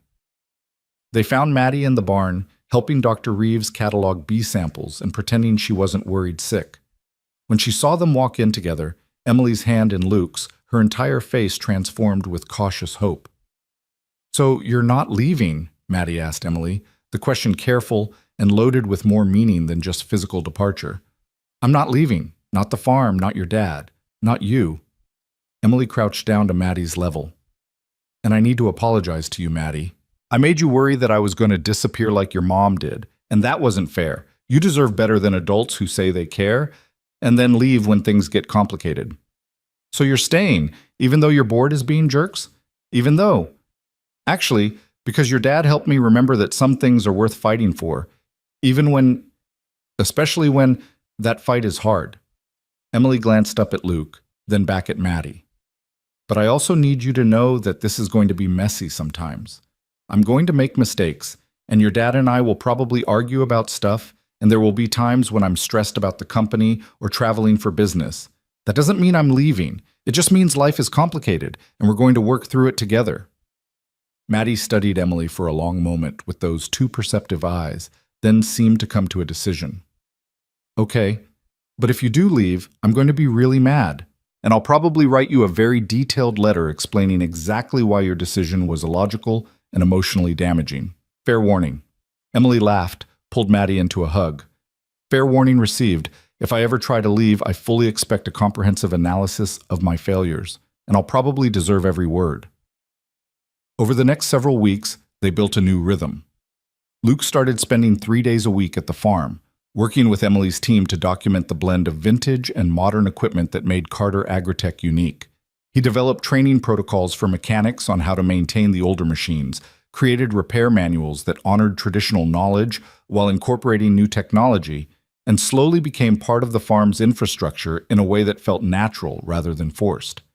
Maddie came with him on Saturdays, splitting her time between helping Dr. Reeves with pollinator research and learning about sustainable farming practices from Emily's team. She drew elaborate designs for integrated farm systems that combined old-school wisdom with cutting-edge tech, and Emily put them up in her office next to blueprints and financial projections, treating them as seriously as any other proposal. The collaborative assessment that Luke had proposed turned out to be exactly what the company needed.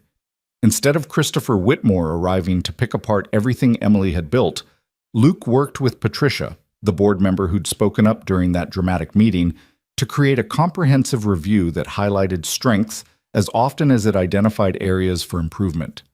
The recommendations they made were practical and respectful of Emily's vision, and even Morrison grudgingly admitted that the process had value. Christopher Whitmore never did show up for his consulting gig. Rumor was that Patricia had made it clear his services weren't needed, and his involvement had been inappropriate given his personal history with Emily. Morrison quietly stepped down from the board 3 months later, citing other commitments, though everyone knew he'd been pressured out. Luke's shop in Crawford stayed open, but he hired a part-time mechanic to handle the days he was at the farm. It was tight financially at first, the cost of additional staff eating into already thin margins. But then Emily's company started referring other farms to him for vintage equipment repairs, and suddenly he had more work than he could handle. Within 6 months, he'd expanded from a one-man operation to a small team, and the overdue rent and mounting bills became memories rather than constant anxiety. 8 months after that board meeting, Emily called Luke into her office with a nervous energy he'd learned to recognize. She had something planned, something important, and she was both excited and terrified about it. So I've been thinking, she started, then stopped, laughed at herself. Okay, that's an understatement. I've been obsessing, planning, designing, possibly losing sleep over this idea. Should I be worried? Maybe. Probably. I don't know yet. Emily pulled up something on her computer, turned the screen toward him. What if we made this official? Not us. We're already official, or as official as two people who are still figuring things out can be. But this, she gestured at the screen which showed architectural renderings of a new facility. Harlan and Carter Agricultural Services, a combination training center, repair facility, and research lab. We teach the next generation of mechanics how to work with both vintage and modern farm equipment, help small farms maintain their operations affordably, and develop new technologies that honor traditional farming wisdom. Luke stared at the renderings, his heart doing something complicated in his chest. The building design incorporated elements of the original barn, the same weathered wood, the same structure, but expanded and modernized. There were classroom spaces and equipment bays, offices and research stations, everything needed to turn their informal collaboration into something permanent and institutional. This is incredible, but it's also massive. The cost alone is something I can afford. The company's in solid shape now, and I want to invest in this, not as charity or as some kind of gift, but as a genuine business partnership. You'd own 50%, have equal say in operations, and we'd build this together. Emily's voice was earnest, almost pleading. Luke, what we've been doing these past months, it works. You're teaching my team things they couldn't learn anywhere else, and I'm helping you reach farmers who need your skills. Why not formalize it? Make it something that outlasts both of us? You've really thought this through. I've thought about almost nothing else for 3 months. I had architects draw up plans, ran financial projections, even scouted locations. There's a property about 20 minutes from here, 20 minutes from Crawford, right in the middle, accessible to both. It's perfect, Luke. We'd be perfect. Luke studied the renderings, imagining the reality of it. A real facility, not just borrowed space in Emily's barn, his own team, properly equipped and trained. The ability to serve more farmers, preserve more knowledge, build something that would matter long after they were gone. It was everything he'd ever wanted but had never let himself dream was possible. There's one condition, he said slowly. Emily's face fell slightly. What? The vintage John Deere 4450, the one we restored together at 17, the one I fixed when all this started. It's the centerpiece, right in the middle of the training facility where everyone can see it. A reminder that some things are worth preserving, worth fighting for, worth the effort it takes to keep them running. Emily's smile was brilliant enough to light the entire room. Deal. Absolutely deal. Though I have a condition of my own. What's that? We let Maddie design the logo. She's been sketching ideas for weeks. She somehow found out about this plan before you did, which tells you something about my inability to keep secrets. Her designs are actually really good. Better than the professional firm I consulted, honestly. Luke laughed, pulled Emily close. My daughter, the future designer, scientist, farmer, everything. She gets it from her dad. The belief that you can be multiple things, that choosing one path doesn't mean closing off all the others. Emily rested her head against Luke's chest, and he could feel her heartbeat sinking with his. Thank you for not giving up on me, on us, for showing up when I was too scared to ask you to, for proving that some broken things can be fixed if you're willing to do the work. We did the work together, Luke corrected, and we're going to keep doing it, through whatever comes next. What came next was both easier and harder than either of them expected. The facility took 18 months to build, during which they navigated permits and contractors and the 1,000 small disasters that come with any major construction project. They argued about design choices and budget allocations and the proper way to organize tool storage. They learned each other's work styles, discovered incompatibilities, and developed systems to bridge them. Maddie grew into a thoughtful 10-year-old who split her time between her dad's house in Crawford and increasingly frequent stays at Emily's farm. They never made it official, no moving in together, no rushing toward traditional family structures, but they built something that worked for all three of them. Something flexible enough to accommodate Emily's travel schedule and Luke's business obligations and Maddie's need for stability. Sarah called more frequently, perhaps sensing through some parental instinct that her daughter was building a life that no longer had space for absent parents. She asked about visiting, about maybe being more involved, and Luke and Maddie talked about it seriously before agreeing to tentative steps forward. It would never be what it should have been, but maybe it could be something. The grand opening of Harlan and Carter Agricultural Services happened on a perfect September day, 2 years after Luke had first driven out to fix what he'd thought was just a broken tractor. The original John Deere 4450 sat in the center of the main training facility, fully restored and gleaming, surrounded by examples of both vintage and modern equipment. The walls were covered with photos documenting agricultural history, and Maddie's logo, a beautiful design showing old and new technology intertwined like growing vines, was displayed prominently above the entrance. Farmers came from 3 states to attend the opening, agricultural students from the local community college, equipment manufacturers interested in partnering, reporters covering what one journalist called the unlikely alliance between a billionaire tech CEO and a small-town mechanic that's revolutionizing how we think about farming.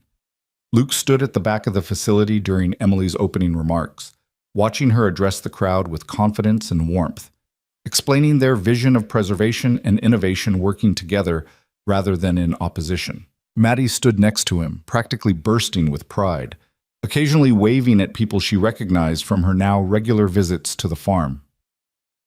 Your dad and I met when we were 17, Emily was saying, working on that tractor you see behind me. We thought we were just fixing a broken machine, but really we were learning something much more important, that the best solutions honor what came before while embracing what comes next. That tradition and innovation aren't enemies, they're partners. And that sometimes the most valuable things are the ones we refuse to replace just because something newer is available. She caught Luke's eye across the crowd, smiled that crooked smile he'd fallen in love with at 17 and again at 33. This facility represents that philosophy. We're not choosing between old and new, we're choosing both. We're teaching mechanics to understand vintage equipment and modern technology. We're helping farmers blend time-tested practices with cutting-edge tools. We're building something that lasts by respecting what's lasted already. The applause that followed was enthusiastic and genuine, and Luke felt something settle in his chest, a sense of completion, of circles closing, of stories finding their proper endings. This was what they'd been working toward, consciously or not, since that July night 15 years ago when Emily had told him she was leaving for California. After the ceremony, after the tours and the interviews and the endless handshaking, Luke found himself alone in the facility with Emily and Maddie. The sun was setting through the large windows, painting everything in amber light, and for a moment they all just stood there, taking in what they'd built. "It's really real," Maddie said, her voice awed. "We actually did it." "We did," Emily confirmed, "all three of us. You designed the logo and the bee habitat integration. Your dad developed the training curriculum and hired the staff. I handled the boring stuff like financing and permits." "Nothing you do is boring," Luke said, sliding an arm around Emily's waist. "Complicated, stressful, occasionally infuriating, but never boring." Emily leaned into him, tired but happy. "Same to you, mechanic. Same to you." They stood like that as the sun set completely, the facility's lights clicking on automatically, bathing the space in warm illumination. The tractor at the center looked different in this light, not like an antique or a relic, but like exactly what it was. A bridge between past and future. A testament to the value of fixing what's broken instead of throwing it away. A symbol of second chances and the hard work required to make them succeed. "Dad?" Maddie's voice was soft, thoughtful. "Do you think Mom would be proud? If she could see all this?" Luke considered the question carefully, knowing it mattered. "I think your mom would be happy that you're happy, and that we've built something good. I don't know if proud is the right word. That requires a level of involvement she hasn't earned, but I think she'd be glad we found our way to something that works for us." "I'm proud," Maddie said firmly. "I'm proud of you for building this, for not giving up on Emily even when she was being stubborn and scared, for showing me that staying somewhere you love isn't the same as being stuck." She looked at Emily. "And I'm proud of you for learning how to ask for help, for fighting for your company, for letting us into your life even though it was scary." Emily crouched down, wrapped Maddie in a tight hug. "I'm proud of you too, brilliant girl. For being brave when adults around you were being complicated, for asking hard questions, for designing a logo that's way better than anything the professionals came up with." "It really is better," Luke agreed. "We should get it printed on business cards immediately." They locked up the facility, their facility, built from scratch and second chances, and the stubborn belief that some things were worth the effort to repair, and walked out into the cool September night. Tomorrow would bring new challenges, training programs to refine, equipment to maintain, farms to serve, a partnership to navigate with all its inevitable complications. But tonight, they were just three people who'd found their way to each other through broken tractors and rainstorms and board meetings, and the courage to believe that endings could become beginnings if you were willing to do the work. Luke's truck was parked next to Emily's, and Maddie climbed into Emily's passenger seat without asking, a routine they'd developed over months of shared dinners and collaborative planning sessions. Luke caught Emily's hand before she could follow. "Hey, I never properly thanked you." "For what?" "For breaking down, for letting me see you scared and imperfect, for showing Maddie that strong people can ask for help and that admitting you need someone isn't weakness." Luke pulled her close, kissed her forehead. "For coming back, for staying, for fighting for us when it would have been easier to walk away." "I'm done walking away," Emily said softly. "From you, from here, from the life we're building. I'm done choosing fear over love. It took me 15 years and almost losing everything to figure it out, but I finally got there. We both did. Better late than never. They stood in the parking lot for another moment, reluctant to let the day end, both knowing that tomorrow would bring reality crashing back, but wanting to hold on to this perfect completion for just a little longer. Then Maddie honked Emily's horn, because of course she did, and they both laughed and separated, climbing into their respective vehicles. Luke followed Emily's truck down the winding road toward the farm, toward home, toward whatever came next. In his rearview mirror, the new facility's lights were still visible. The sign with Maddie's logo illuminated against the darkness. Harlan and Carter. Where tradition meets tomorrow. He'd fixed a lot of broken things in his life. Engines and transmissions and relationships fractured by fear and miscommunication. But this was the repair he was most proud of. Taking something broken 15 years ago and working patiently, carefully, honestly, to restore it into something stronger than it had been originally. Not just a relationship or a business or a family, but all three intertwined like Maddie's logo design, each part supporting and strengthening the others. Some things, Luke thought as he pulled into the farm's driveway and watched Emily park next to him and Maddie jump out chattering about dinner plans, were absolutely worth the effort it took to keep them running. Even when the repairs seemed impossible, even when everyone else said to scrap it and start over, even when the easier path would have been to walk away, some things were worth fighting for. And this, he realized as Emily took his hand and Maddie grabbed his other one, and they walked together toward the house that was slowly becoming theirs in all the ways that mattered. This was definitely one of those things.